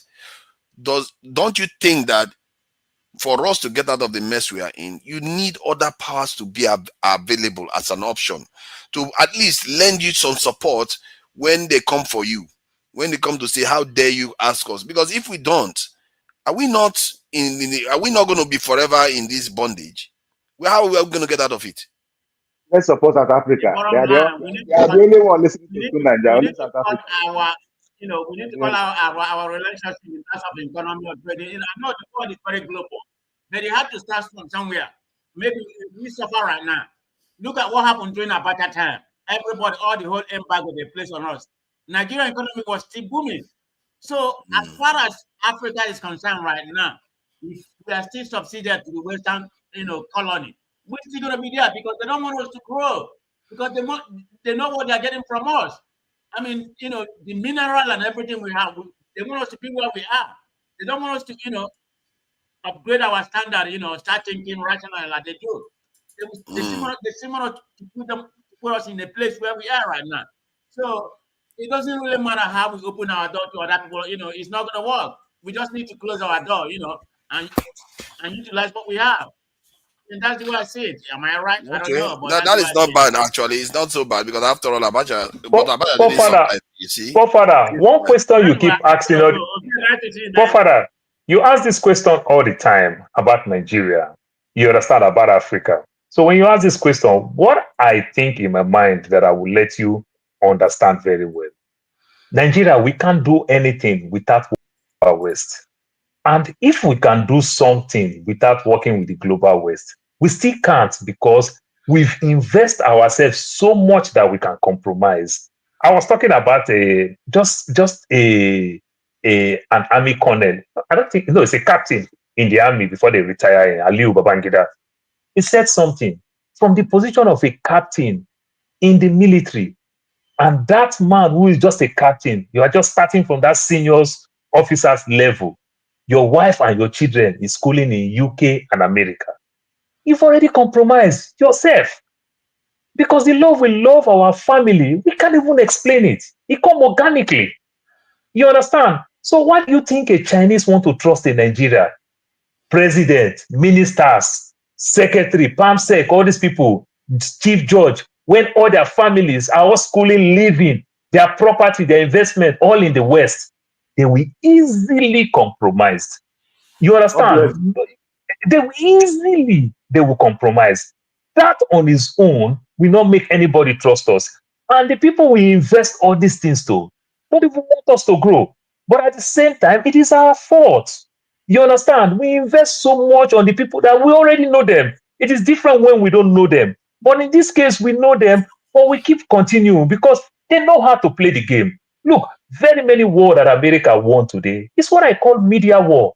They know how to use the media very well. They are so nice. If you buy a ticket now, you are flying to Riyadh now, you are flying to Saudi Arabia. At the airport, the Bible in your phone, you're going to delete it. You can't download that Bible back. You understand? But the mosques in America, on Friday, you see a police car will park there to protect them. They are doing their salah, whatever. You see 5 police cars will park there to protect them. They know how to make use of this thing. And I give it to them. The other people look like the Iran thing and everything. In as much as I will support them in certain way, so many ways I will blame them. What is this thing that you say, death to America, death to Israel? My father always talk this thing and I like it very well. My father said, small pikin dey tell old man say they lie, even when the old man lie. It will look like you, the child, that is not well trained. You are not well cultured. When an old man lie, just smile. The old man will know that pikin catch me for this one. These are the things. Go back to drawing board and go re-strategize. You have every type of excuse if you want to give to say you want to build your nuke. For example, Iran is a big country in terms of landmarks, in terms of population. They bordered Pakistan. Pakistan have nuke. They are close to India. Indian have nuke and everything. So there's nuke all around them. You understand? They are great enemy to Israel. In quote, Israel have nuke. That's a good excuse for them to have nuke. But why don't you close your door and go do whatever thing you want to do? You understand? So these are the things. Why don't you work with the so-called ally and close your door? If it take you to compromise, even though if you will reduce your price of your oil that you sell to the other people, for you to compromise and get certain things, these are the things. And everything, America bully the Europe every other day. But they find a way of cool down because they still benefit from it. You understand? And the so-called Europe too, again, also understand certain things that they also threaten the so-called America. America will understand that all this money would make. Look, when Trump fights the so-called NATO people that, we are giving 3.6% of our GDP towards NATO, their contribution, and other European countries does not give. Countries like Spain is fighting it back. You understand? Even though Italy fights to some extent back and everything. What did France said? France said, simple as ABC. You might contribute 5% because 70% of the proceeds that will still come back to you. Because 70% of their weapon, we still buy it in America. So it's like all of us want to do this, our modern local contribution thing. If I'm the person to pack first, I'll be the first person to pay now. Because I know I'm the first person to carry all your money anyway. So it's a strategy. You understand? So that's what France is even telling so-called Europeans. We have to wake up. We can build some of these military hardware and everything. So if America talk, we contribute more, you contribute more because your money will come back to you. You service these so-called 32 nations. You still make the money back. You understand? So people wake up, ask questions, and also know the things that they will not ask, and also play around it, make America understand that, come on, cool down and everything. And these are the things you expect some other nations to do. If you want to go your global X, your global whatever, you want to do anything, find a way of doing it. You understand? But when you talk about the media, I think the West knows how to make use of the media. And they know how to play this soft power very well. When they show relationship, they show everything. I'm looking at ICPC where England is supplying them weapon to use for, some computer gadget, whatever, for their forensic and whatever. Let me meet what you are saying, because Dexter is supposed to be Dexter's turn. Okay. Okay, just go ahead. Yeah, Dexter is looking at you like they persecuted me and nailed me to the cross, and I said nothing, for they are children. He's just looking at us. He doesn't seem to complain. Dexter, see, is it, maybe there is something here that we can think about. Should the masses of the world back China and Russia to emerge?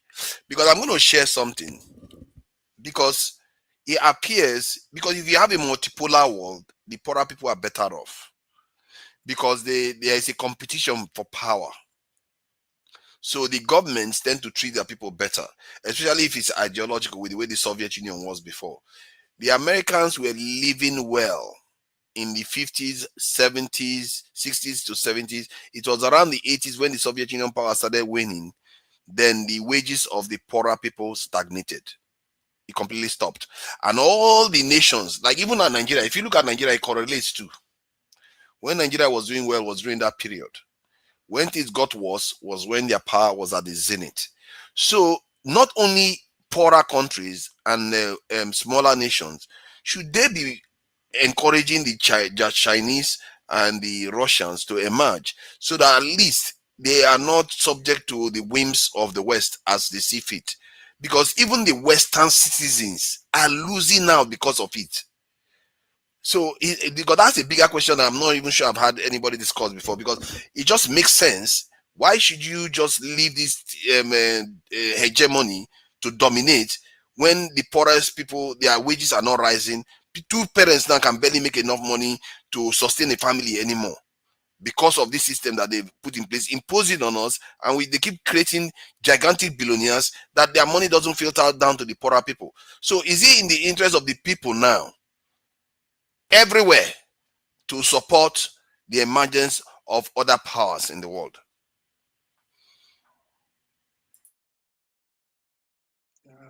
Thank you for everybody that is on the panel. What can I say? Regarding your question, I think every country has a prerogative to decide for themselves how the economy will run. You know? And so the world works on supply and demand and supply.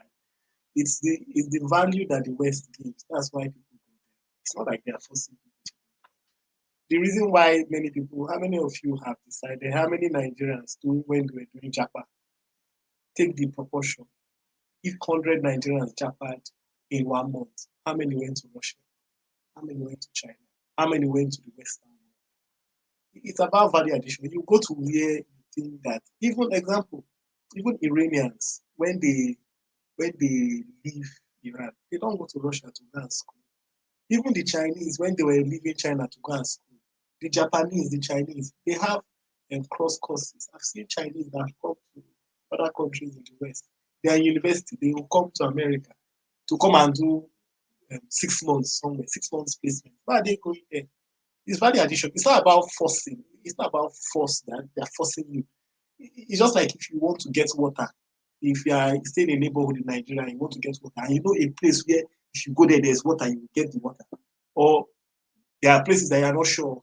That's what it is, you know. So until you start having some value to add, you know, and you can't take it away from the West, from the British, on value addition. They know how to do that. And that's why they have, let's stop hating. They said there's something, they said when people can't understand things, they want to kill it. You know, let's stop hating how they have grown big. It's not like we can't grow big. And it's not like all the countries in the world are doing badly. Countries like Botswana is not doing badly.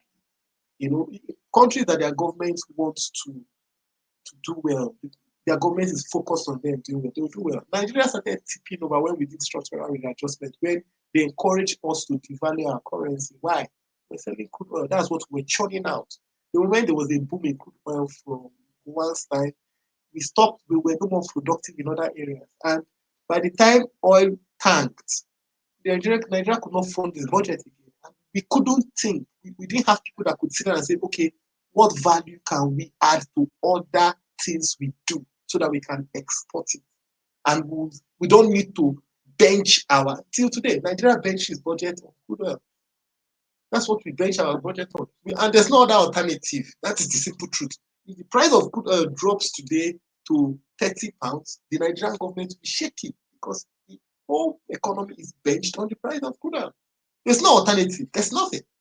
And that is where we get it wrong.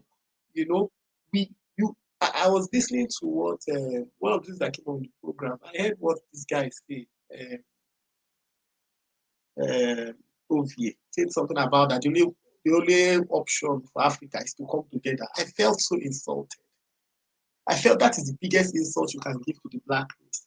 That is to say we are net 1.5 billion people. That the only way we can counter this is if we come together. That's a slap. That's a slap on the guy that designed the fastest computer in the world. What are we talking about? We have nations that have only 10 million people. They are making waves. Then we are saying that we must a constellation of 1 billion people must come together and have one army. That's the only way they will have. What an insult to our intelligence. What an insult to our personality. We don't even understand the capacity of the human body.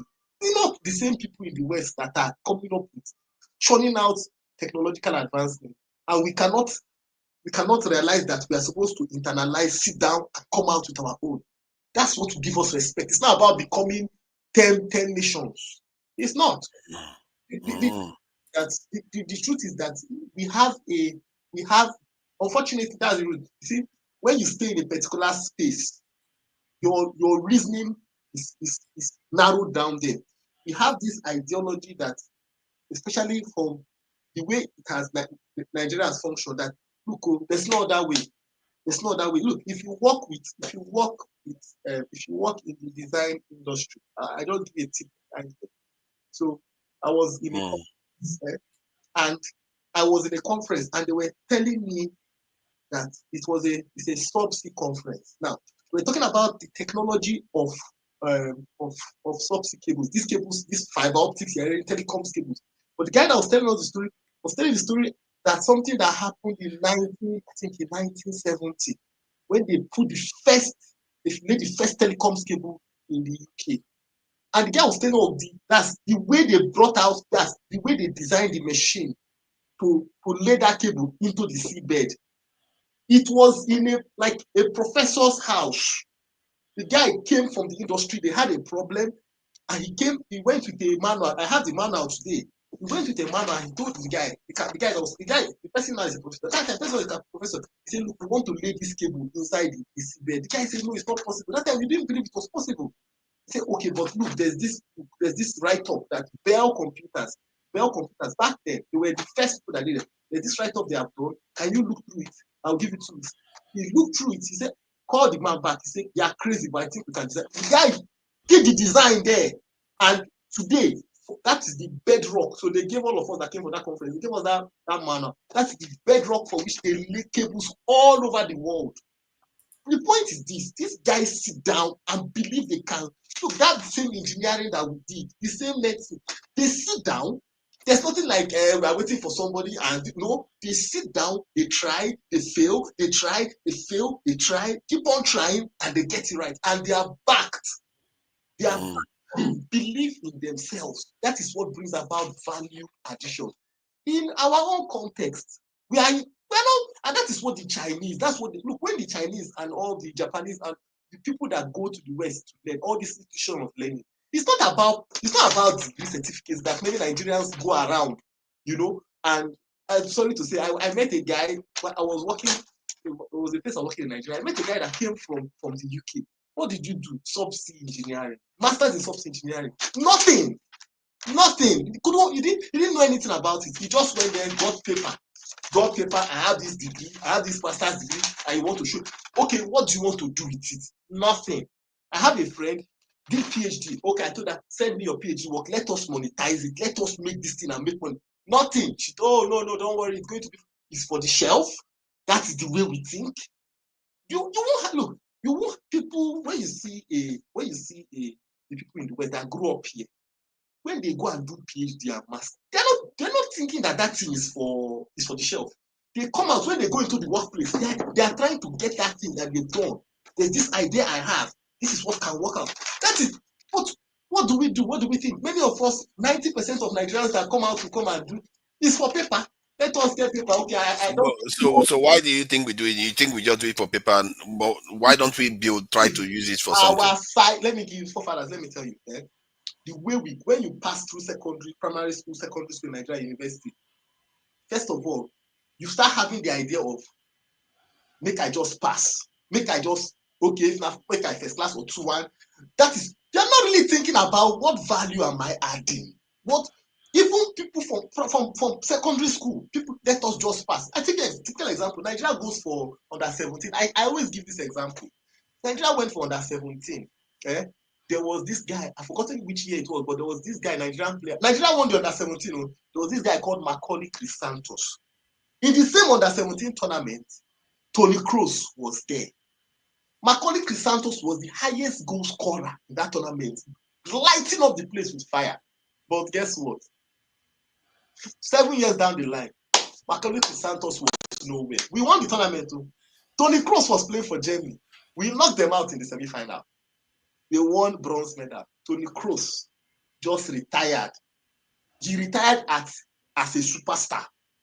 Well, no, they were even begging him to sign another contract. What am I trying to tell you? In Nigeria, we want the short that we don't want to do we want to be known. That short term, the coaching system in Nigeria, don't go and fail, go and win. You must win until you people. But when we go for the World Cup, what happens? We cannot perform because we have deceived ourselves. It's the same thing that has spilled out everywhere. It's everywhere in Nigeria right now. It's everywhere. So there's a lack of quality. As people are coming out, they're not even thinking. As people are coming from university, people that go to university, they're not coming out. That thing I learned to school, let me apply it. No, they're not thinking like that. What they're thinking is, okay, I get to one. Yeah, but it does not come from a culture that doesn't support innovation because the people are not coordinated. It's like we play everything individual in Nigeria. It's we not are too individualistic. No, forefathers, it's not individual. It's not individual. Are we not individualistic in Nigeria? Not forefathers, individualism. You look, anything that breeds competition can be harnessed. Are you hearing me? It can be harnessed. Forget about this thing. Look, until we realize that here, it's not, look, they say if you are faithful in a little thing, then you can be trusted in bigger things. If you cannot even coordinate as Equatorial Guinea, if you cannot coordinate as Equatorial Guinea, why would you coordinate as DRC Congo? Why will you coordinate as that is but coordinate. When you say to coordinate, you mean between people. If you cannot add value, forefathers, life is the people. Example, you drink Coca-Cola. You drink those things because it adds value. You feel but how can you grow a plant on a rock if you are in an environment that people are not cooperating? Is that not going to be frustrating? Nigerians are too individualistic. It's not about individualistic. Forefathers, let me tell you the first thing. The moment you make your system one merit-based, number one, the moment you have a focus to drive indigenous innovations, that is, you are making it merit-based and you are encouraging those people, whatever it is you are coming up with, bring it. Whether it's working or whether it's not working, we would champion it. Gradually. Hold on. This thing you are saying, to implement it, you have to have somebody that has an eye for societal cohesion. Otherwise, they will still be thinking about themselves. They will rig the system to favor them. They will not rig it to favor everybody. Forefathers, merit. I get 5 minutes. Make I Where did you get 5 minutes from? Where did you? Okay, for your phone. Yeah, no. I can't clock off for work. Make I talk to that data. Yeah. Okay. let me just stress something to this, because that thing you described is exactly what led me to start investigating what collective intelligence means. And anybody that tells you is that collective intelligence actually gives greater result than individual intelligence. That's why we create societies in the first place. But society is to leverage all our various attributes to yield greater results. Dexter, beg, make I just give me 5 minutes if you don't mind. Right? My supplier don't tell me to make I know the response. You're jumping queue. You're jumping I know, queue. I beg. I'm not saying please. Because the Dexter is splitting things that are not correct, right? Two things about the fact that you cannot understand what I mean by coming together. You say nice or other. That's a broader conversation. But when you begin talk about sports and you are using example of the under-17 team, it says a lot about you don't even have idea what you are talking about. The reason why we don't progress from age group competition is because we don't feature age group athletes in the first place. All those under-17 where they see, so they're in their 30s. So in 7 years they don't end up. Hold on. on. No. Hold on. A disclaimer. That is the view of OVA. That is not the view of Dr. Damage's channel. OVA is now coming out to accuse our under 17 of being overaged publicly. Okay, go ahead. I've been in national athlete for over 10 years, so I know between a book I read, they talk. So I know they read book, they talk, and they tell you how things work. That doesn't apply to Nigeria, I know, by the way, but in that particular instance you're talking, it's easy, that's the major reason. But until you understand how system works, before you go they point out example. When you talk about 10 million people they produce and it's an insult to say they group, you don't understand how the world works. If you understand how the world works, you understand the conversation that me and Nigeria had. Let me ask you two questions. First one, you are saying that we provide people that, according to you, these people that are 30 years old. What is the reason why we overage? Wait, what is the reason why? As in, let me give you a typical example. Samuel Eto'o, Cameroon was supposed to go for under 17, I think 2 years ago, and there was accusation of overage players. Samuel Eto'o, who is the chief, and decided that he's not going to condone that. He sends the whole Cameroonian team for scan. I think when they did the scan, out of the 22 players, like 15 were found to be overage. He dropped all those people. He sent again the new people that they brought. They scanned 11 people overage. Because of that thing, Cameroon missed out on that thing. But Samuel Eto'o stood his ground that, look, I'm going to stop this rubbish. What makes us to send overage? That's the first question I'm going to ask you. Now, the second question I'm going to ask you is, if you have all the solutions, so let's just imagine we're a constellation of black people here. If you have figured out, you have deciphered everything and how the world they work, you don't sit down, decipher, then you get the solution. Oh yeah, why never implement that for that? That's what I said. If you understand the way the world works in the first place, the statement I make that the continent of Africa has to come back in 3 ways. There's a context there. That's not my original quote. I mentioned Kwame Nkrumah and what Marcus Garvey. Okay, if you think they are big smoke, I don't know anything. I don't know what you tell all those guys. So I am not. This is not. Excuse me. You ask me a question now. That's not my original. Not me maker. And I'm just alluding to that in the context of how you go get your freedom. Before you go fit produce, before you can even dream, you have to be free. You don't have in today's world that technology is at everything, even the way we communicate. Paul make a brilliant contribution earlier on about how America use media, and that is because they understand that human beings are what storytellers. So who control the story? Call it narrative. Thank you. We win everything. Call it narrative. Yeah. See, our problem is that grammar. The most important thing that you understand what I'm saying, that is communication. You can't use or you put it in that mode. That's our problem, right? Narrative so is shy. Hold on now. What am I trying to say? Who have the monopoly of violence determine how you live? As far as you're concerned, as far as the concept of Africa is concerned, no individual country can start even one state outside the developed world. Not talk about the whole continent. So if you cannot do that, how do you do it? You have to come together economically. If the continent of Africa find a way to work their economy together, we'll be in a $1.something trillion economy. I mean, in 2 trillion economy. So we'll be hold on. Now, how much you get now they go deal with you? You don't get anything. They say maybe you want something together. How strong are you? Depends on how far you can defend yourself, my brother. What you have, you cannot defend it. It's not yours. That's how the world works. Whatever that you have, if you cannot defend it, it's not yours. That's what Nigeria is always stressing about. Even the oil that you think you have, that is at the center of your development, you don't even control it. So how do you advance? So if you don't have what to protect yourself, you make alliance with others. So if you have 1.something billion people, how many they go pick you? But if you are fighting individually, Cameroon goes down, watch you destroy you. What you're saying doesn't make sense. You know why? What you're saying doesn't add up. Let me tell you why what you're saying doesn't add up. Because number one, you keep on driving this narrative of until you become. Nobody is saying Africa cannot unite. Nobody is saying that.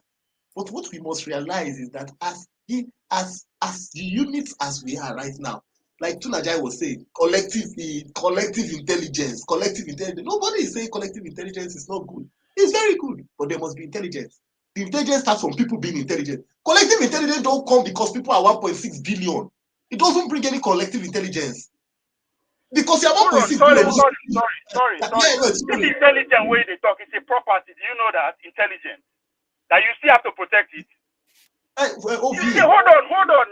You make a very broad statement, very income. Say, oh, a Nigerian man discovered the fastest computer. That's bunkon. That's bunkon. Let's take it easy. Let's take it easy.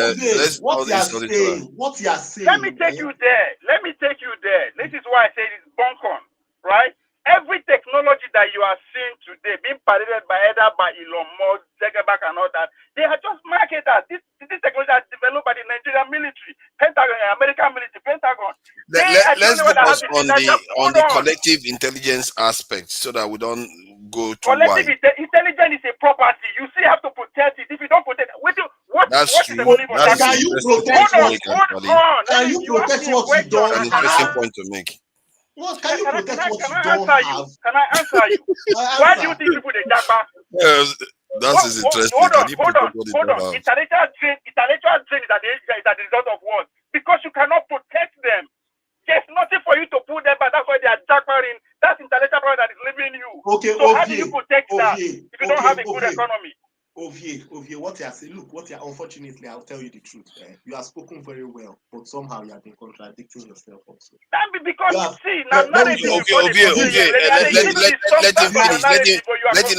Ovie, just give him a chance to flesh his point. Ovie can't give me a chance. I was on my I'm asking Ovie a chance. We asked for 5 minutes, so he can't give me a chance. Ovie, you are doing Ojoro here. Paul, I'm allowing him to talk. But he can't give me a chance. You ask me a question now, you know allow me answer Abi? Answer, Ovie. Please answer. No, you have not made your point. Let him make his point. You were saying you were going to address the idea of collective intelligence. You talked about numbers. Forefathers, something can be collective if there is no individual. Okay? If you are 100 people in a room, okay, and no individual person has started showing, if individual people have not started showing intelligence, it's just like say you want to form H2O, water. Okay? H2O is made up of two hydrogen, H2O, 2 hydrogen, 1 oxygen.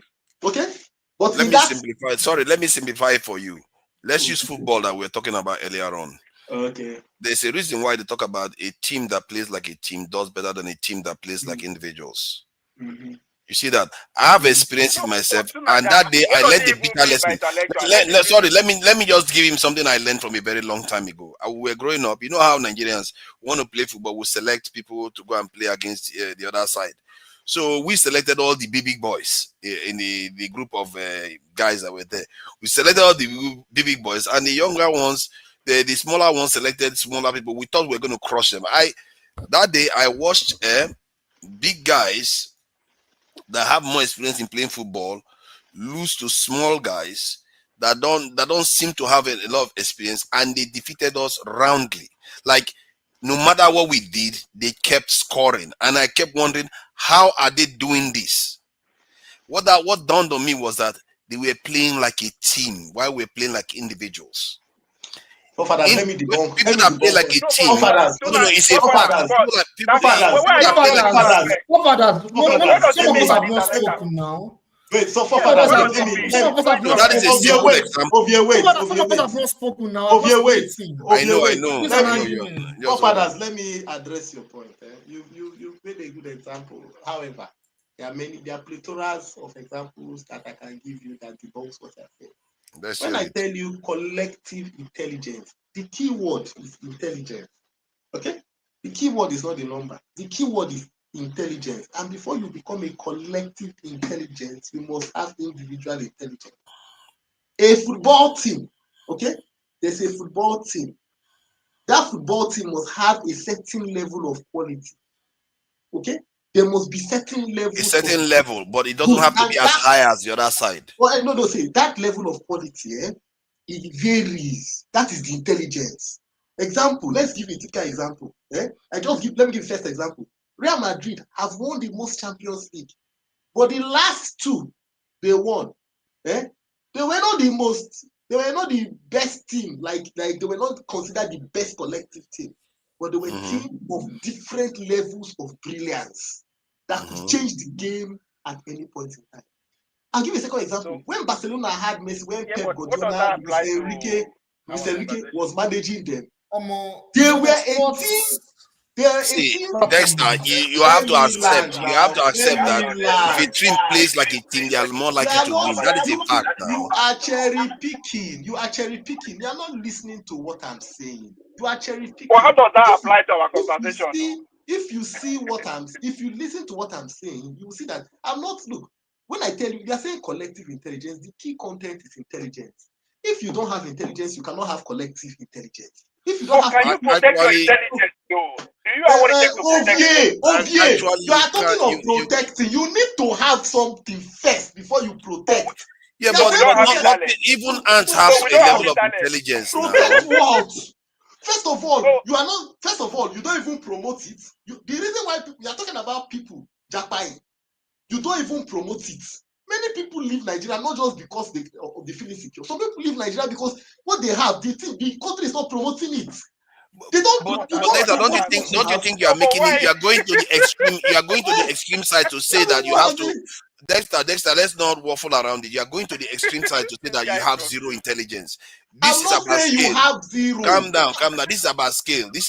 You're saying no intelligence. That's what you're saying. So that's zero. This is about scale. What people are trying to say is that when people work together, their intelligence, what they can accomplish may surpass what the same individuals with higher intelligence can accomplish. They don't have that collective nobody is disputing what you are saying. Nobody is disputing that when you come together as a collective, look, but the way you have been talking about it, it's not come to bed together as a collective without the content. But the decisive, I think the mistake you are making is that you are not understanding that the decisive one that is most impactful is collective cooperation. If your intelligence is within range. Collective cooperation of what is the content. I'm not saying cooperation is not important. Collective cooperation is important, but the way Ovie made that argument that time, until we come, it's as if I said in three areas. Made the point again that if we are 1.3 billion, how many people did they kill? There was a contest to what I said. 3 areas. Okay, let's move it on. I think we've trashed this collective. We are supposed to be talking about how the world should be a little bit more multipolar given what is going on right now. We are going to be. I don't think we will even have time to shift to Nigeria because every time we talk about something, we keep digging deeper and deeper. This is why we tend to have longer sessions. Paul, thank you for joining us. Do you think that the masses of the world should support China? Should we not just decide to start carrying Chinese flag and Russian flag and say, hey, we want to do this because we know if these people rise, our government is going to do better by us? First of all, just before you start going, let me just share this so that what I'm saying may be contextualized. You understand what I'm saying? Let me put this on. Let me share this. Okay, first thing first, I have to acknowledge John Harris. I think it's John Harris or Johnny Harris. Let me confirm just in case. This is Johnny Harris, and he's a very good, he likes maps a lot, and he tries to map things out, plot things out, and how things work. And he created a YouTube channel, and he's got a lot of followers. I think 6-point-something million. So it's very, very popular. We are reacting as per fair use policy to his video and how the wages of people have been affected over the years. So let's just check it out. Earner have just returned from fighting in the most devastating war of human history. But we Americans came out on top, and our economy is booming. I work in this car factory. It's one of the many factories that was converted from making weapons to now making valuable stuff that we're shipping around the world. Our country is getting rich. I am making an average income. So my income right now is $4,400. In today's money, that's more like $41,000. We're going to adjust everything for modern dollars, in this case, 2023 dollars. Prices are higher these days, so our money's more valuable to make it all make sense. Okay, wait, pause. I'm not going to do that every single time. like talk about the inflation. I'm just going to say everything from now on in modern dollars. It'll allow us to compare a lot easier between the decades. Okay, with that, let's get all the magic going again. Pretty cool, right? Let's meet my family. So my wife doesn't work. Only a third of women did back then. And really, she doesn't need to. My factory job supports the whole family. And look, I own that home. I paid $84,000 for this thing, again in modern dollars. That's actually not that much more than my yearly salary. This is considered very affordable. And a major reason why is because the government is helping me pay for a lot of this. And they've got the cash to do it. I mean, look at the top tax rate for the rich. So a booming economy and all this tax revenue means that the government is helping build all of these suburban homes and is giving us veterans good deals on mortgages so that we can get in on the prospering U.S. economy, start building wealth by owning a home. Our returning serviceman who was starting his own business would get a financial boost from the government. Our money would be advanced to buy property or a home. We're coming out of World War II. There are absolutely lots of public programs. Policymakers today and back then had a lot to do with how typical workers and their families were doing. Okay, so the economy is booming. Let's see how all of this prosperity is being shared. And for that, I'm going to show you this amazing graph. I love this graph. We're going to see it over the decades, and it tells a very useful story. This is my income, the median earner. Here's the income of the top earners, and this line is the low income in America. And down here is like years. Okay, watch what happens. Ready, go. Look at this. Look what's happening. All three of these income brackets are increasing their income at the same rate. We are all getting in on this prosperity. We are sharing the spoils of a booming economy. Nice. In the roughly 2-3 decades after World War II, we saw what I would consider broadly shared prosperity. As the economy grew, as workers became more productive, workers across the board were actually seeing gains in their living standards. This is a great indicator that income equality in the United States is good and healthy. Okay, last thing for the 1950s, let's check in on the American dream. Can I move up the ladder? There's a really nice data set for this that says that I am nearly 100% likely to earn more than my parents. There is upward motion in the economy.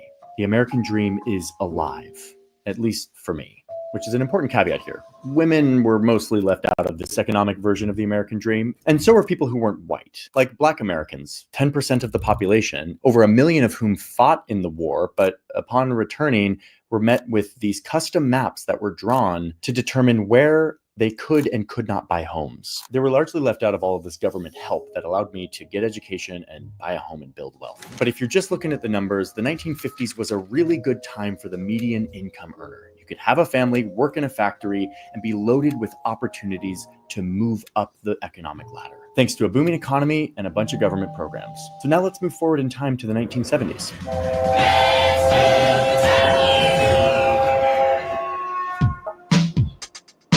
Welcome to the 1970s. A lot has changed. So I'll get the towards economy the is 80s. producing. Because the same thing is happening, is going up. I think it was towards the 80s. Things got really bad. They're innovating and making our economy more productive. And plus, everything I've shown you is before taxes, guys. So like the rich pay a lot of taxes. Okay, so let's see what happens to the income of the rich people after taxes. Here we go. Oh, okay. Well, the taxes didn't do that much.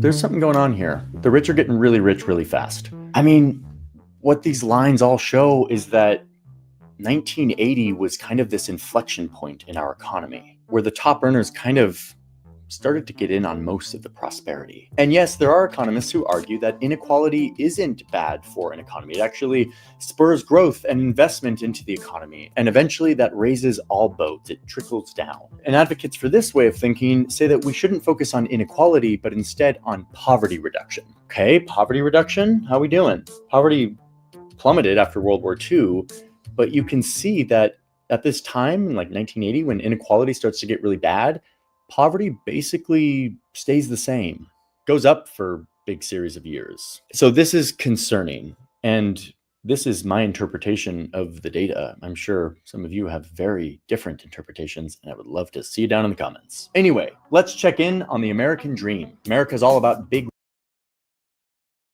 So I just wanted to share that so you understand the context that I was talking about, because it appears, so I will not go too far in that when there was an alternative system in the world, you see that the West, they were trying to accommodate them because they fear that the socialist system where people don't have too much money out there is going to be very attractive to the working class and the middle classes. So they had to rein in the excesses. But when the Soviet Union started weakening, and you can see everything raised up, and the poor people today, they are still struggling no matter what they do. It's mostly through debt and everything that they all even manage to get on compared to what they were doing before. So should the people now decide that, you know what, all this is America is doing, they need to slow them down and actually support people like China and Russia and even nations like Iran to emerge as an alternative system. Because for Africa right now, it has benefited Africa because China has built a lot of infrastructure in Africa. Our train lines in Nigeria, bridges, roads have been constructed by China, not the West. The West didn't bother to do that. And if they decide to control everything again, we may not get any headway at all. So what do you think? Yeah, America did well for themselves after the Second World War, but due to races, they never balanced it very well. And when it comes to 1978, when they signed that deal with China, when they opened up that China route and the likes, that's where businesses started dying in America. And why businesses started dying, the rich started getting more richer. And America kind of see another channel that favored America. But in this case, it favored very few people, you understand, than collectively where people work in factories. People do small mama and papa job. They can buy a house, you understand, and they don't lose their property and everything. Not like now. So what America do, they go out there, they buy all these things very cheap, they bring it here. So what we see in America today, you see houses everywhere. All you see is, sorry, yeah, you see warehouses everywhere, but you never see factories and the likes. So this started affecting people. These billionaires started making more money. Every 10 days, America started creating more billionaires, but every 10 days that they make new billionaire, they also make 1,000 people live below the ladder. People suffer more. And the funny part of it, the tax thing again, the tax haven, American tax system is over 22,000 or thereabout. The rich have a way of not paying tax, you understand? And for the government to try to some extent to balance their budget is to also weaponize the poor. So the poor pay more taxes, the rich don't pay taxes and everything. So continuously, it keep affecting. If they push, these billionaires still have a way of influencing the government. You understand? Go look for anywhere around the globe where they can do cheap deals that they bring back here. You understand? Just to keep the poor people, you understand, that revolution, just to keep the poor people not to complain. Like, they still have jobs. Yes, but Paul, I think I'm beginning to worry that the internal national movement to stop this trend where the rich is getting richer, the poor is getting poorer, it's not going to work. You need a bigger geopolitical rivalry to enable the poor people's voice to emerge. Because like in Nigeria now, I always argue sometimes that in Nigeria, the opposition party is probably the AES country. Many of those ECOWAS nations, the opposition party is AES. If AES does well, they are in trouble. So that when you look at American politicians, they are the most corrupt politicians in the world. You understand? American politicians are the most corrupt politicians in the world. And these politicians are corrupt just for power. And legitimately, indirectly, they make their money, not directly. Like Nigeria, if you are born a politician, you are the most luckiest politician in the world because you can chook your hand directly in the cookie jar. But American politician is indirectly, they are well corrupt. For example, you see APAC, we fund Democrats and Republicans. But one of the most populous politicians, say senator now, we're talking about somebody like Bernie Sanders. Oh, they will call him socialist. He's still popular. Young people still like him very well because of the way he preaches, and he try as much as possible not to take all this money. You see, America will pass budget. Do you know the way they want to shame people like this Trump big, beautiful budget and everything? Then they'll put one small money to favor the military. You understand? They do a humongous budget, put all type of wrong thing. They are cutting Medicaid that will affect so many vulnerable people. They are trying to cut so many things. Then they'll put small thing that will favor the military. Now, any senator that will not support that bill now, then they will shame you that, oh, you don't want to support the veteran. You dare not try that. You understand? So continuously, the way these people punish other countries of the world, they do the same thing to themselves. They don't see the future that every day we do these things, we are creating more poor people and few rich people. You understand? Now, anybody that will not support that bill, they level you like you are not supporting the military. They put all type of nonsense thing. The vulnerable people, they say, oh, they put extra $500 from child credit of $2,000 to $2,500. So that poor man who have 4 kids will be very, very happy. That's extra $2,000 coming in. Failing to understand that your tax going to go up. The more the country is in debt, the more big organizations control all these hospitals, all these big things and everything. They make it harder for people more and more and more. You understand? Almost 46% of America lost their mortgage because of divorce and health issues. You understand? These things don't happen in other climes of the world. And you are claiming that this is the most richest country in the world. For example, New York City is the most richest city in the world. You understand? But also, every 5 New York City person, you understand, 2 of them are poor people.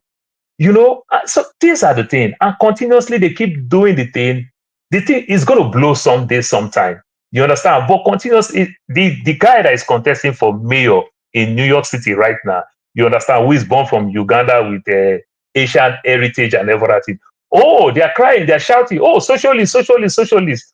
But on the other breath, you are talking about this is the most richest city in the world. It's not social. You understand? This is the most richest city in the world with 112 billion budget. The whole of New York is 252 billion budget. Only New York City, you understand, have 112 billion budget. That's why a governor, a former governor, can go contest for a mayor.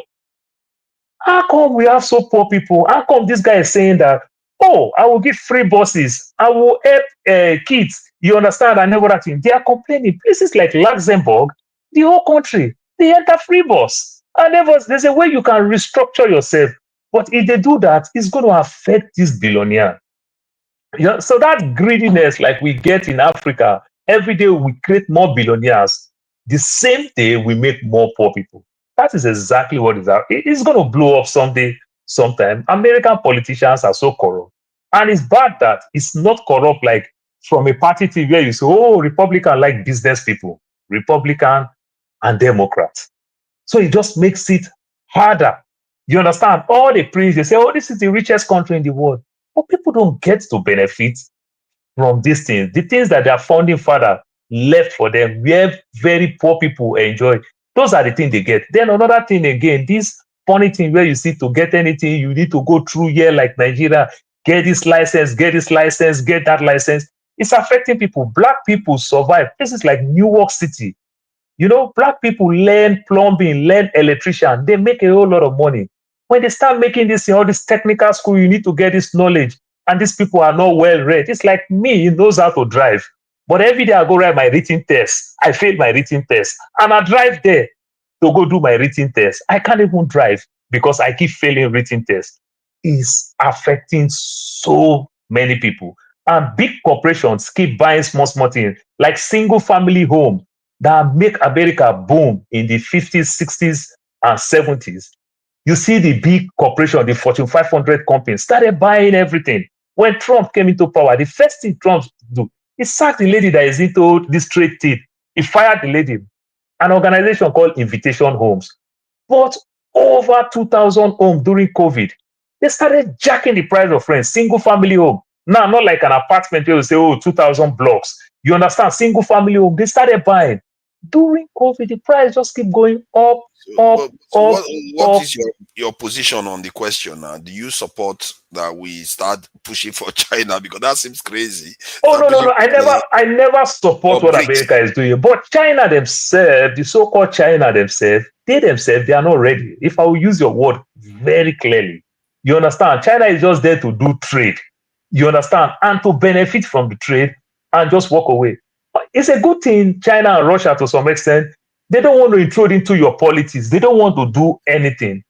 But the other side have a way of compromising even that government that you are signing all this trade deal with, that will also make them not succeed. You understand? So China still need to take one more step. And remember one thing that China is thinking, that I know very well, that China may be gullible in doing some of these things. Look, when we call China, when we call Russia, when you call America, and you can see it today with North Korea. See, it is not about who is the strongest. It's about you are there, nobody touches you. You understand? America couldn't do North Korea anything.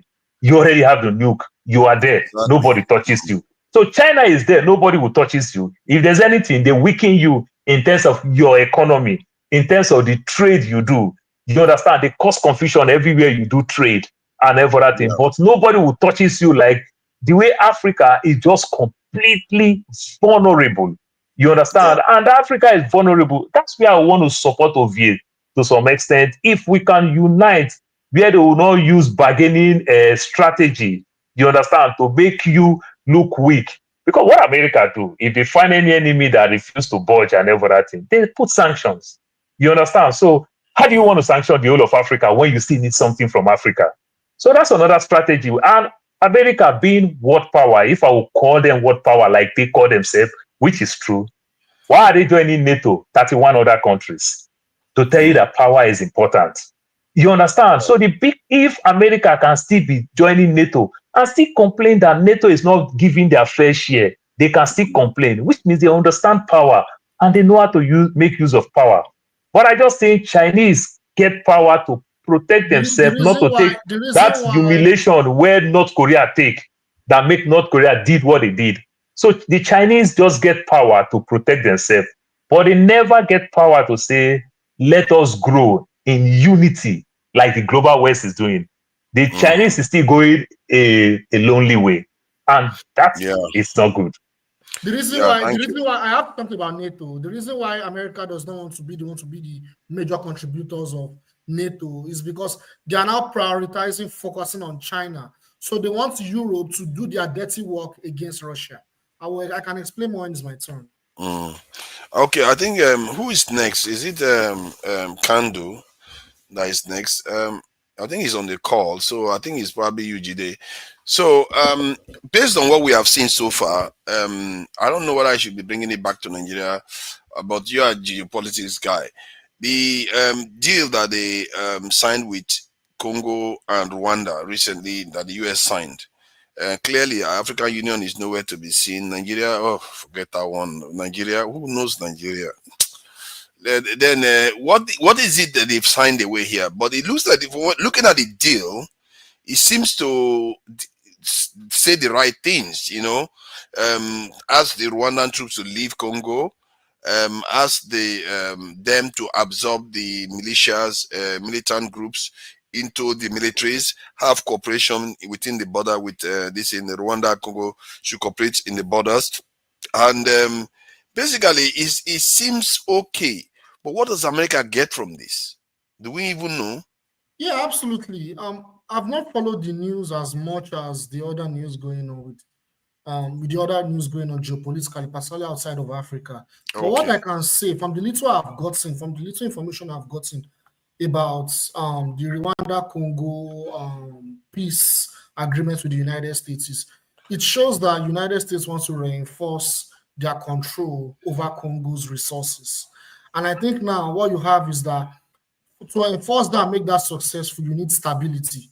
And that is how they've been playing the game in Africa compared to the Middle East. They need stability to control our resources. Sometimes it is not usually in their best interest when there is internal conflict, particularly between African states. So what they do is, as I see that Africa as a continent is very peaceful. But look at the Middle East, there's a lot of conflict here and there. but you see that in the Gulf countries, they live a better life, right? But in Africa, I mean, I'm trying to make a correlation. I'm not saying there is a cause between both. The point I'm making is that they need to control the resources, the mineral resources. And the only way they can reinforce that is ensuring their stability. And you need to assimilate the so-called rebels. You know, they've done this before. After the killing of Patrice Lumumba in Congo, the militias that fought for Lumumba, you know, on behalf of Lumumba, after the death of Lumumba, they eventually got assimilated into the Congolese army.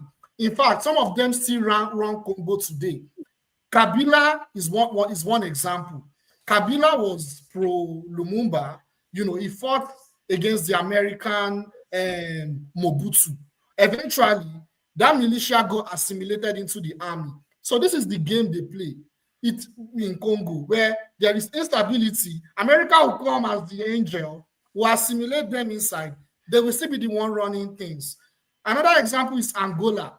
After Angola defeated the Portuguese colony, the Portuguese country, and they got independence through guerrilla warfare, America and the West, they decided to assimilate the states, the government, into their orbits. Now Angola is neo-colonially controlled by the US. Joe Biden went to Angola last year. So that is how I see these things, and that is the game America is playing. For crying out loud, if you listen to Donald Trump today, I like Donald Trump for one thing. Donald Trump sometimes does not hide his intentions. Sometimes he spills it out one way or the other. He talked about it, that now they will have to go and access their mineral resources. I can't remember exactly how he said it, but he said it. He said it clearly, and that was very sad. It's a very, very sad situation. You know. Is it not a fair exchange? We help you get peace. You give us some of your minerals. Is it not up to the people of that country? The one I have problem with our African leaders is they don't go on to develop their own country. So that's the thing. That is the problem. Because you can do deal with people. There's no harm in doing deal with people. Like Japan had a good agreement with the US and they developed their country. South Korea, Taiwan, Israel, even Saudi Arabia, for crying out loud. Egypt. What are we doing when we have agreement with people? We just end up like... I'm sorry, on the soft side, it's like what America did, China did with America, just of recent, is that trade. When America threatened them, their students not to come to the so-called Ivy League. They stopped to say the real head for them and everything. America was shocked. That's why they are doing all those things. Then on the flip side, they also did something like that with Botswana. They started cutting Botswana that is coming to the US to come study. And the Botswana that are coming to the US, they are not coming with scholarship. Their government fund them 100%. They get bursary. I can't remember the word bursary any longer. It is Botswana that made me remember the word called bursary. You understand? Then America started cutting them off and everything. Botswana threatened America. All it is, the diamonds and everything that they're doing for America. They stopped denying them visas to come and everything. Guess what? They opened that channel back. And what Botswana is doing, in the next 10, 20, 50 years, it might favor them when they have more educated people. And that's exactly what makes China also grow. You understand? When they have more educated people, it favor your people. You understand? Another thing, Dexter, I know Dexter just left. Dexter, when we talk all these things, see, I like graduation like crazy. I attend graduation every year, minimum like 10 to 20 graduation. I love it. I love those speeches. See, when I see Saudi Arabia, I see these Japanese people, they graduate from universities in Nigeria, in America. They go back to their institute of research, where they go work with top brains and everything. When you see big businesses coming to your states and everything, they work with the university. Why will Nigerian government can't give Unilag, say 5 billion, go and find how you can generate lights to yourself. Let them go find all the best brains and everything. Don't go help them get electricity, university. Businesses work with universities. So these are the things. Go ahead, my brother. Okay, so yeah, I was going to talk about Iran. So currently, there's a temporary ceasefire between Iran and the United States. And one thing people fail to realize is that actually Iran won that war. Why did Iran win that war?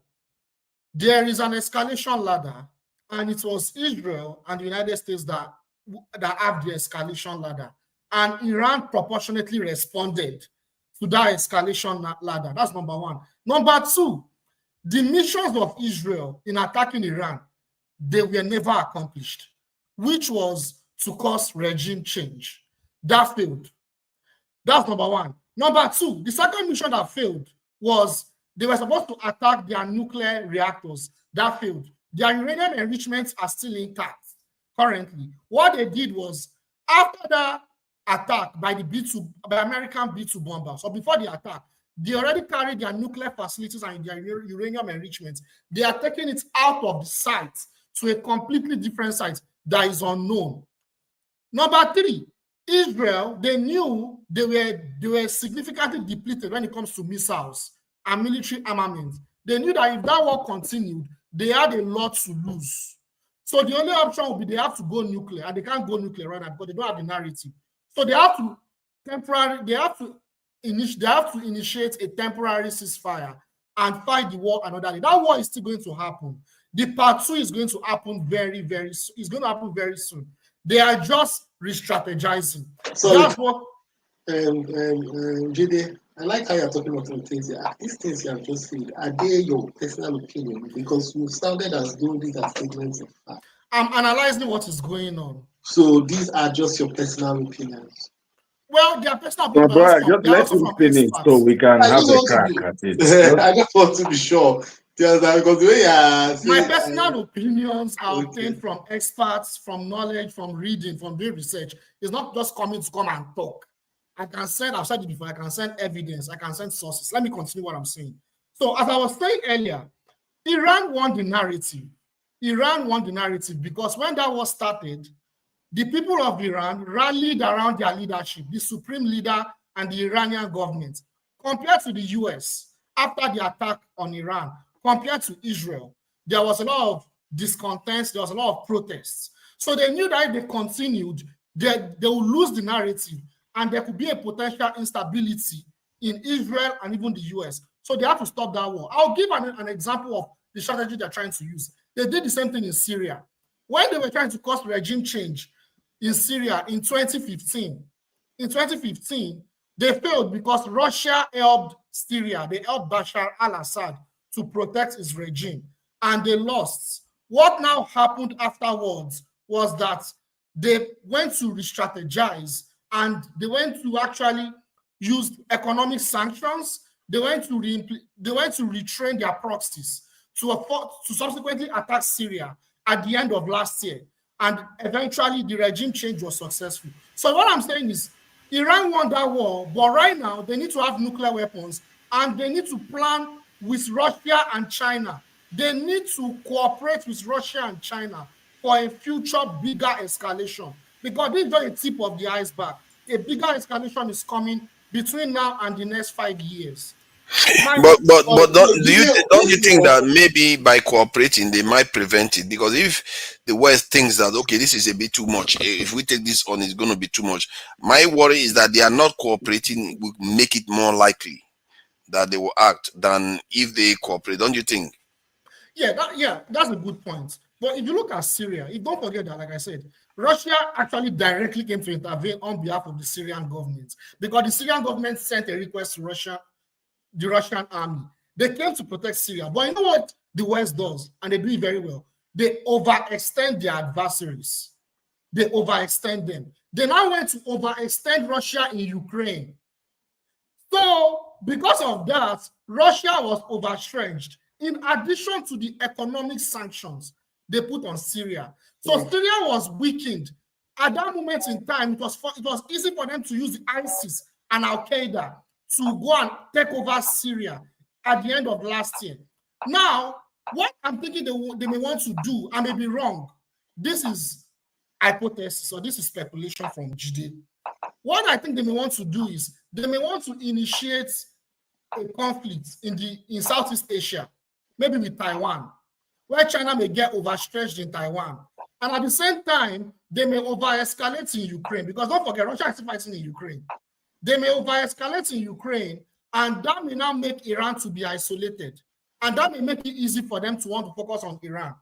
So that's my... No, I think you mentioned something about China becoming overstretched. I think China is not known to fight very long wars. I think if China wants to take Taiwan, the plan they will have is either they take it very quickly or they don't. They are not going to want to just be playing along and getting stretched over there. I think that too will be a mistake. If they go in all out, they'll just take it very quickly, then settle the dust later on. Do we have a time limit, or like, because when it comes to my time limit, you give me time to talk. It's only because everybody will be jumping around. Yeah, I like to have time. Odi, let me disabuse you of I haven't said a lot of things. I mean, suddenly now Jide wants to talk. See, Odi, let me disabuse you of this thing. We deliberately time you, because we want to make sure your views are not shared widely. so please go ahead. Someone said something that is very important, and that person was so wrong. I don't know who said it, but I believe it is from the Nigerian pettiness of leaning towards Israel because of this Zionist Christian mentality, colonial mentality. That is a very dangerous mentality. Someone came here to say that Hamas was defeated. Someone came here to say Hezbollah was defeated. I'm not an Hamas member. I am not an Hezbollah member. I'm saying it. Hamas has not been defeated. Hezbollah have not been defeated. They are still fighting. They are still resisting. Okay, guys. Would you settle for they are losing? Well, I'm not saying they are losing. The kind of beating they've taken is just. Can you find a way to come on now? Help him out? Yeah, I'm just trying to. Don't do that now. Come on, don't do that. What is happening with Jide today now? Calm down. Let's not do this. Jide, you owe him an apology, and you hold the platform an apology. Okay, go ahead. He's gotten cross. You see, why do people behave like this? Why are you getting so cross? All he said was make sure your time goes over. It's not that bad. The attack he gave me last week this one is just like a. I don't know why he felt so strongly about it. Okay, the area we are going to be going to now is I think maybe we should be coming back to Nigeria. Oh no, we have to finish this one. You have to give us time to talk on this one. Okay, then I will go. I beg your pardon, guys. I beg your pardon. I beg everybody's pardon. Odi, I know that you want to speak, and Eccentricus, I know you've been holding on. Because I've been ill, and I actually wanted to join much earlier. If you see, I was writing you to let you know, bring me on now for 2 minutes. Because I've been listening throughout, but because of my level, I don't get level to speak, and I want sleep I dare for London. So if you can just permit me 2 minutes and I'll be off. That's my request. Please go ahead. I thank you all very much. I wanted to come on earlier because of the dispute between OVA and Dexter. And I found that again, OVA said something, and he always complains about grammar and that kind of thing. And I don't always like that because I think words matter, meaning matter. And I think whilst I was in agreement with OVA, I felt that how Dexter came across, I found it interesting. So I was listening, and he was speaking fervently that OVA was insulting his intelligence for the way he spoke about a collective political, economic attitude for Africa being the only way that we can resource ourselves to beat what's going on, because things are afoot. There's no dispute about that. Things are afoot. These are serious. Whether or not we believe it's going to be Third World War or not, we are going to pass through a passage that is, I don't think we're really ready for it, most of us in this planet. I don't think spiritually, mentally, or indeed economically, within our own small areas, within our own pocket, we are largely not ready for what's about to take place. Now, saying this, I just come down to the thing of language and communication and accuracy. The difference between what OVA was saying and what Dexter was saying, which I also agree with so much of what Dexter was saying, but there was, again, mixing things up, we're talking between the importance of a political economic agenda that charts Africa forward. Without that understanding and knowledge and fight back, we are spent. We are spent already. You know, you yourself understand that very well from a militaristic point of view. So from that now, what Dexter was saying is the scourge of what Nigeria is. Because if Nigeria really stuck to its guns of performing excellence, and Nigeria's done its best, and I will say that in terms of the actual people of Nigeria, and those people, those individuals that still believe in being a honest and good person, somebody who's able to give value within they teach, whatever it is that they do in their walk of life. And from that, there are so many experts who are Nigerian, individuals. And as you were saying, we are very individualistic. But we know that individualism doesn't work by itself. That's why we're all out of the country. If Nigeria had the level of politics, of leadership, as the AES does, if it was Nigeria that had that initiative to say, look, this is what we're going to do, X, Y, Z, we have a clear understanding now. We know that we've been treated like slaves all our lives, and we're not going to accept it anymore. And I know what the West is doing. I know what the East is doing. This has to be Africa's agenda. And if Nigeria was a country that took that responsibility on board, West Africa will be completely different. ECOWAS and the size of what ECOWAS is to the AES as it is, it should be the other way around in terms of numbers.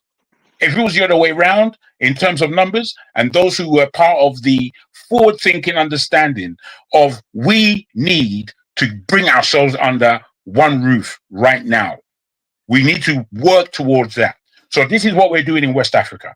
Okay, well, South Africa, they get their Leons on it. Okay, well, East Africa and the East Africa Conjunction. North Africa, we'll see what they do.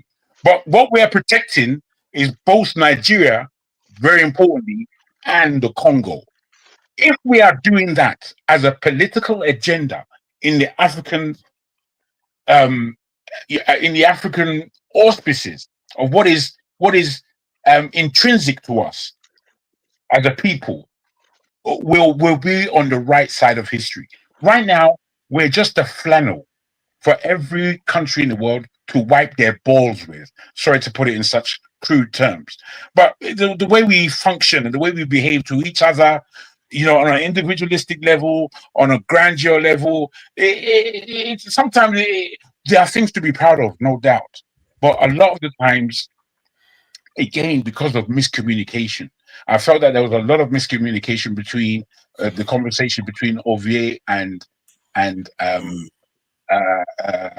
Dexter.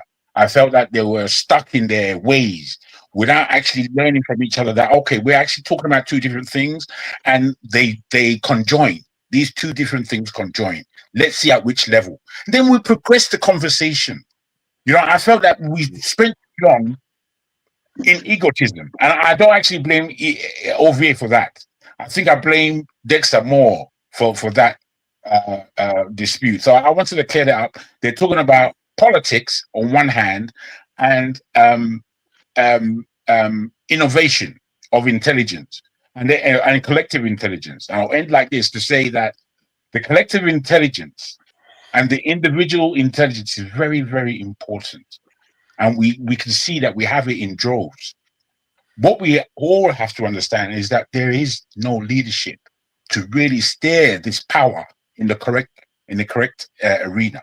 And I think that's where I would suggest, you know, not that one is better than the other. The absence of leadership, is that not an indication of low collective intelligence?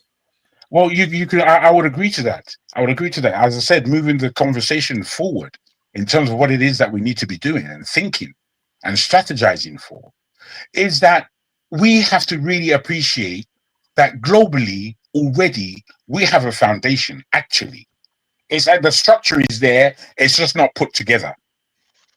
Globally, in America, in Europe, Nigerians alone in these two areas, structurally, if we wanted to put something together, it would be serious very quickly. Can I ask a question before you go? Maybe you might have an idea. Where did this our law for grandeur and posturing come from? Was it like that in the olden days, or is it something we just acquired recently? To be honest, where that is concerned, there is something, again, because of the level of confusion, miseducation, and misunderstandings that have been put upon us, lies across the world. Sometimes we don't really understand each other. And what I mean by that is, it doesn't matter which kind of black people you're talking about. We all get that thing of gra. Sometimes it's not gra. Sometimes it's a thing of me. There, inside me, there is God. And at times, if you from when I grew up, from Niger to coming here, and seeing just observing black people, we behave with a level of magnificence. There's nothing you're going to do about that. Even the geek amongst us, the guy with glasses and roaming around. If you look at him, you'll see the way that this guy is moving. Now, serious guy. Let's be careful of that one. There's something that we have about ourselves that we have to accept, that this is how we are. It's and it's a power and it's a curse. Because I'm looking at this platform, and there are people who I've really disliked. I dislike them. You mad people. However, what I'm actually proud of every single person that has ever been on this platform, is that they are so Nigerian, just like myself, that no one gives a flying fuck. I'm sorry to put it that way, but no one cares. Are trying to get the channel in trouble. I beg your pardon. No one cares, which is to say that not just that we are so individualistic, but we are so sure in our mind. Now, that could be wrong, but it is strong. I must say that. It's how to get it right and strong. Because our minds, if just like the conversation between Ovie and Dexter, they all had great points.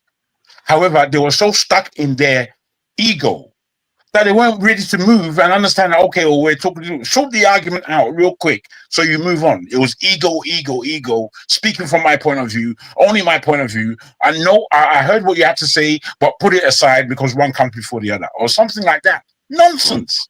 To be honest, I don't mean to put anyone down, but I'm trying to get our minds to function in such a way that we have to know that we are strong in terms of our flamboyance, as you kind of spoke of, forefather, and what it is in this grandeur that we have about ourselves. The rise of Nigerians, particularly over the last, let's say 10 years. It's been a lot longer than that, but let's just say 10 years.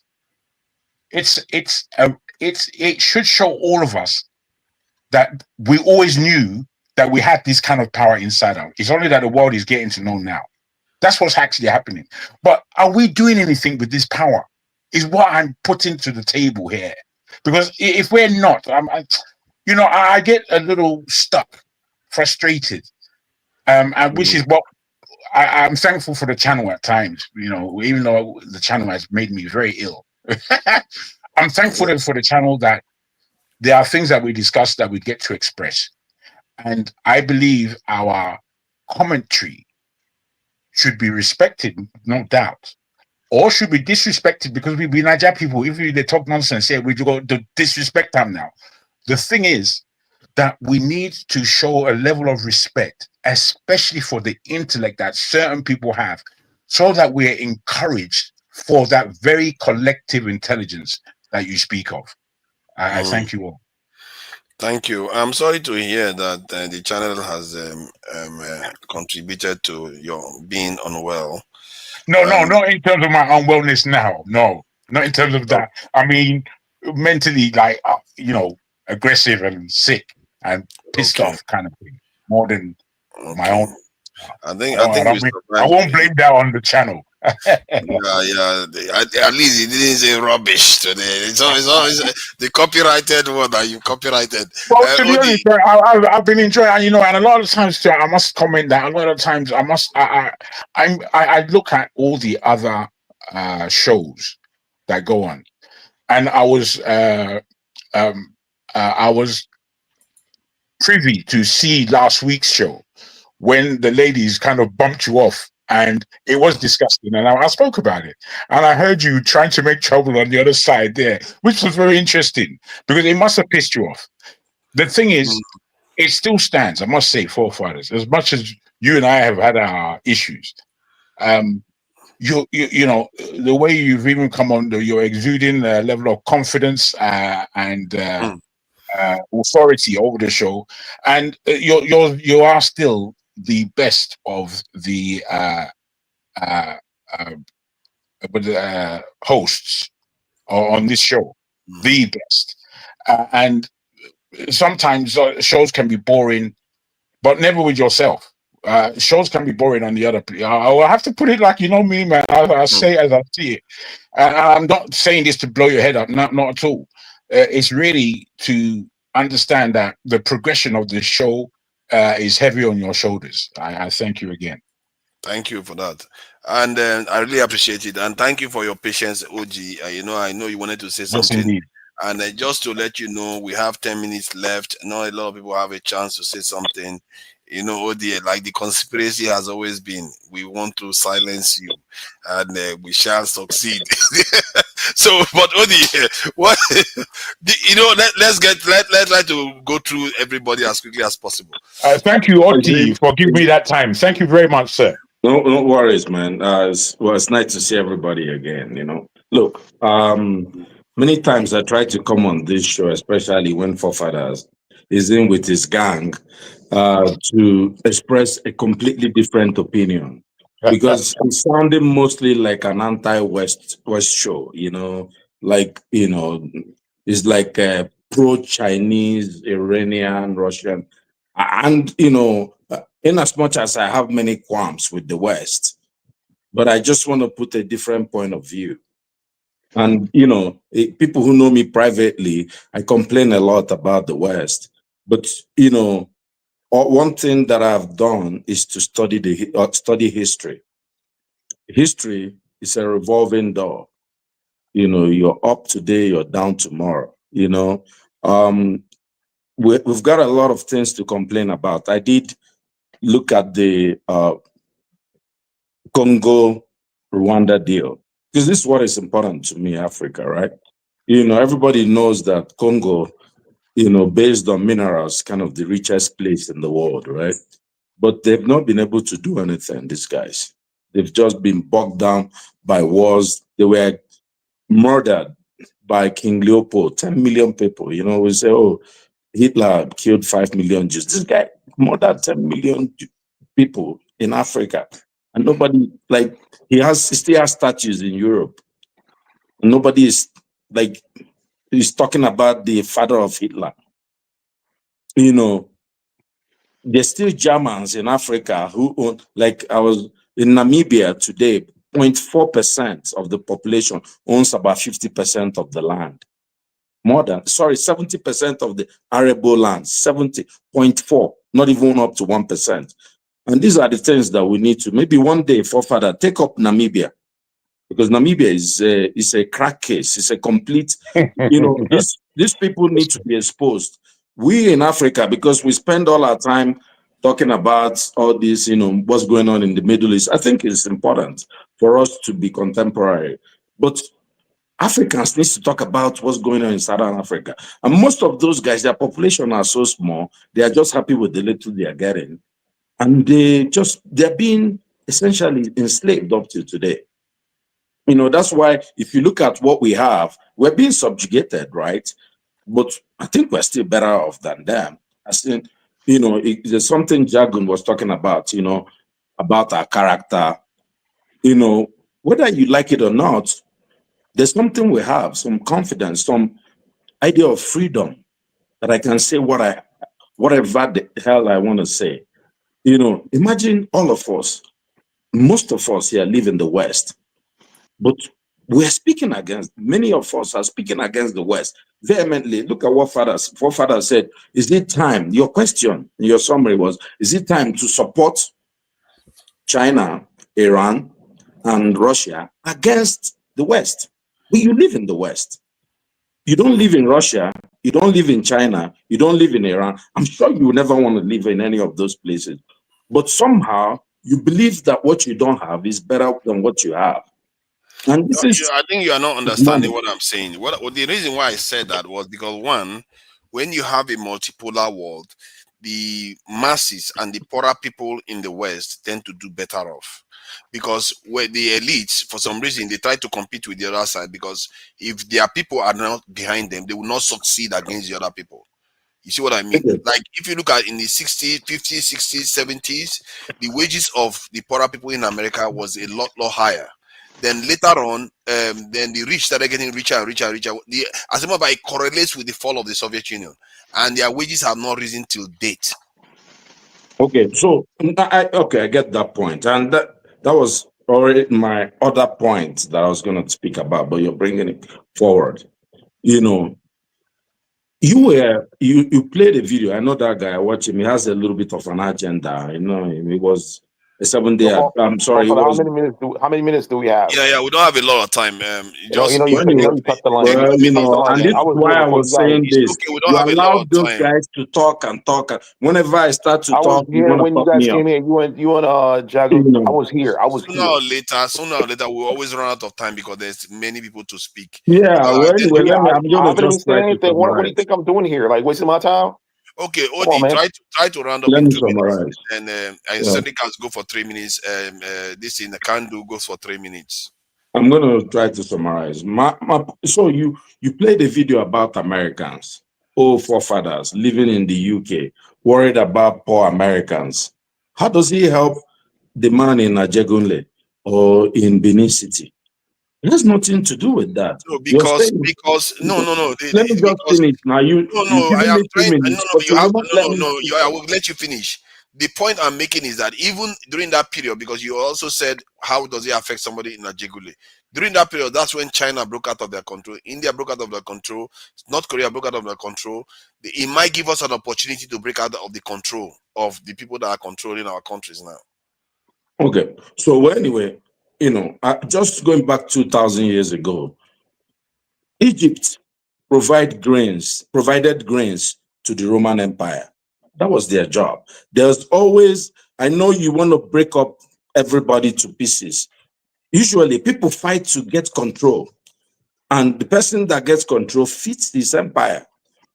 This is what's going on now. Trump has, you know, I don't know if this Congo, Rwanda deal will stand, but if it stands, for the first time, the people in Goma may be able to start to live a life.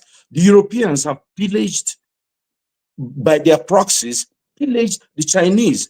The whole deal, you were asking why America was in this deal. It was just to counter China. China was going in strong. And this beautiful China that is going to come and make this world a better place. No. What China does is they go into Zamfara and they just let everything be bloody. They get whatever they want. But the British came to Nigeria. As bad as they were, they provided us a little bit of education. And are they allowed doing that to things to be organized. Is China doing that to Japan? Is China doing that to South Korea? Are you saying, hold on, this Japan, this China, when did, are you serious? Japan was second biggest economy until just maybe a few years ago. Japan is has been a bigger economy than China for a very long time. We only have 2 minutes left. Okay, we are out of time. Sorry about that. But please go ahead. It's an agenda. Let it round up. 2 minutes. What am I going to do with 2 minutes? Just go ahead, man. Just round up. Just do your thing. Take the 2 minutes. Okay. So you're not going to say anything? You know, you're going to have to pay me to say something. You're going to pay me to say something. You guys it's kind of disrespectful, man. Like I was sitting here, and then you let Jago just walk in and just blabble on about something that nobody knows about. Took the whole time. Come on, man. That's kind of You disrespectful. permitted him now. You If I own permitted a him now. channel, like, Sorry come on, about man. that. I'm not gonna treat you like that. That's kind of disrespectful, though. Sorry about that. You know, Just so you know. Jagun is an elder, and I thought you also permitted him. So please go ahead, because we have to round up very quickly. Okay, let me bring what's his name on. Kandu, please go ahead. Just tell us what you think about what you've heard so far. If he needs to, he can have my time. There's nothing that any one of us is going to say that's going to change Nigeria. Give him my time to add to the 2 minutes. All right. Cedricus, are you okay with that? Okay, so this is the thing, right? Here's the thing. Kandu hasn't even said anything. You know what I mean? OD didn't finish his point. Like you got to manage. Like, be considerate. You know what I mean? Like, we're not sitting here just to sit here. I can go backstage and watch the show. Yeah, take this, whatever time they were going to give me, take that and add it to yours. Hopefully that will help. What I was gonna say, it's not enough to fit in 1 minute. Like, it's not enough to fit in my 1 minute. Like, just round up the show. You can use 3 minutes at least. The thing, eccentric. Yeah, I understand you're upset, but you should thank him for his gesture. It's not an offset, dude. Don't do that. Don't do that. I'm not upset. I'm just saying it's not fair. Period. And you do that. I know. It doesn't seem fair. I would try to do better. I try to kill it, because sometimes when people are talking, I try to go more in depth. So that's the reason why. Like, we don't know the time, right? We don't know the time. You know the time. You can regulate the time to fit everyone in. Anyways, what I was gonna say, some of it in sparse, right? We always complain about Nigerian problem. Nigerian problem has existed like since I was a freaking baby, right? It's been like that. Nothing has changed. It's going backwards. If you go back to the country looks like crap. I watch videos of Nigeria, guys doing videos, bloggers about Nigeria. It looks the same. Nothing has changed really. Like, I'm planning to travel back there. I'm like, why do I need to go there? Like, what am I going there for? You know what I'm saying? Like, also, I watched an interview. This guy, I don't know his name. He's not popular on YouTube. He was talking to a Nigerian, right? The Nigerian guy was he supports he supports Jews, right? The Israeli people. So this guy was going off on him, and most of the things that he said kind of pissed me off as a Nigerian, but I kind of agree with some of the things that he said, right? And that point is what I'm trying to bring up here.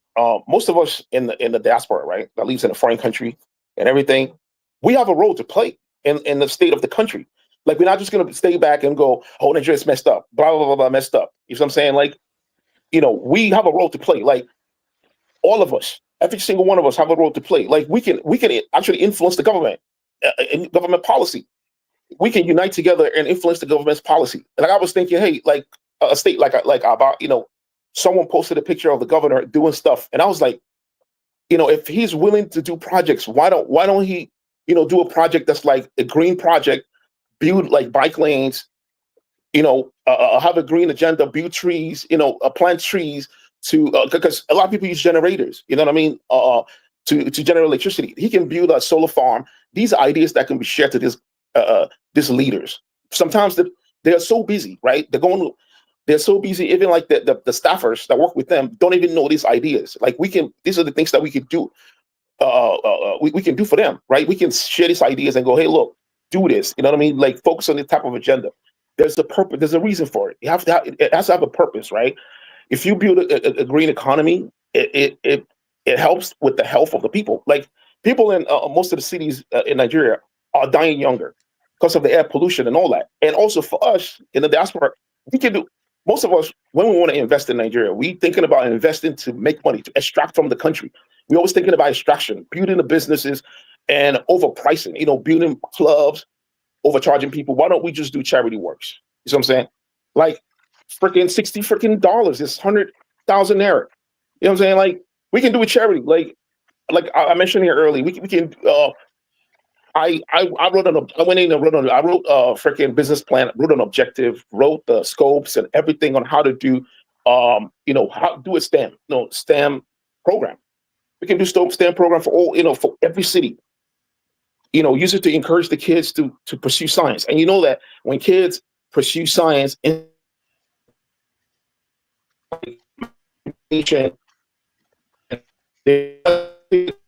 you know what I'm saying? We can do STEM programs. We know we have resources here. We can see what kids do here, what the STEM programs are here. We can do our own STEM programs as little as it is. we can make a change. We can make impacts, right? We can start our own, you know what I mean? We can all start our own charity and do something. All of us in the diaspora, stop thinking about extracting money from the country. Stop investing stop building businesses over there.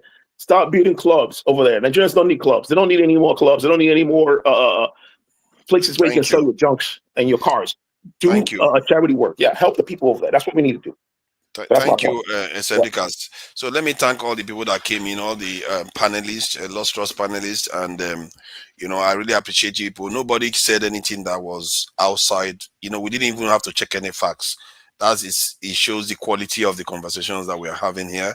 And I would like to thank Queen TA 1493. I don't know what 1493 means. It could be random. It could mean something.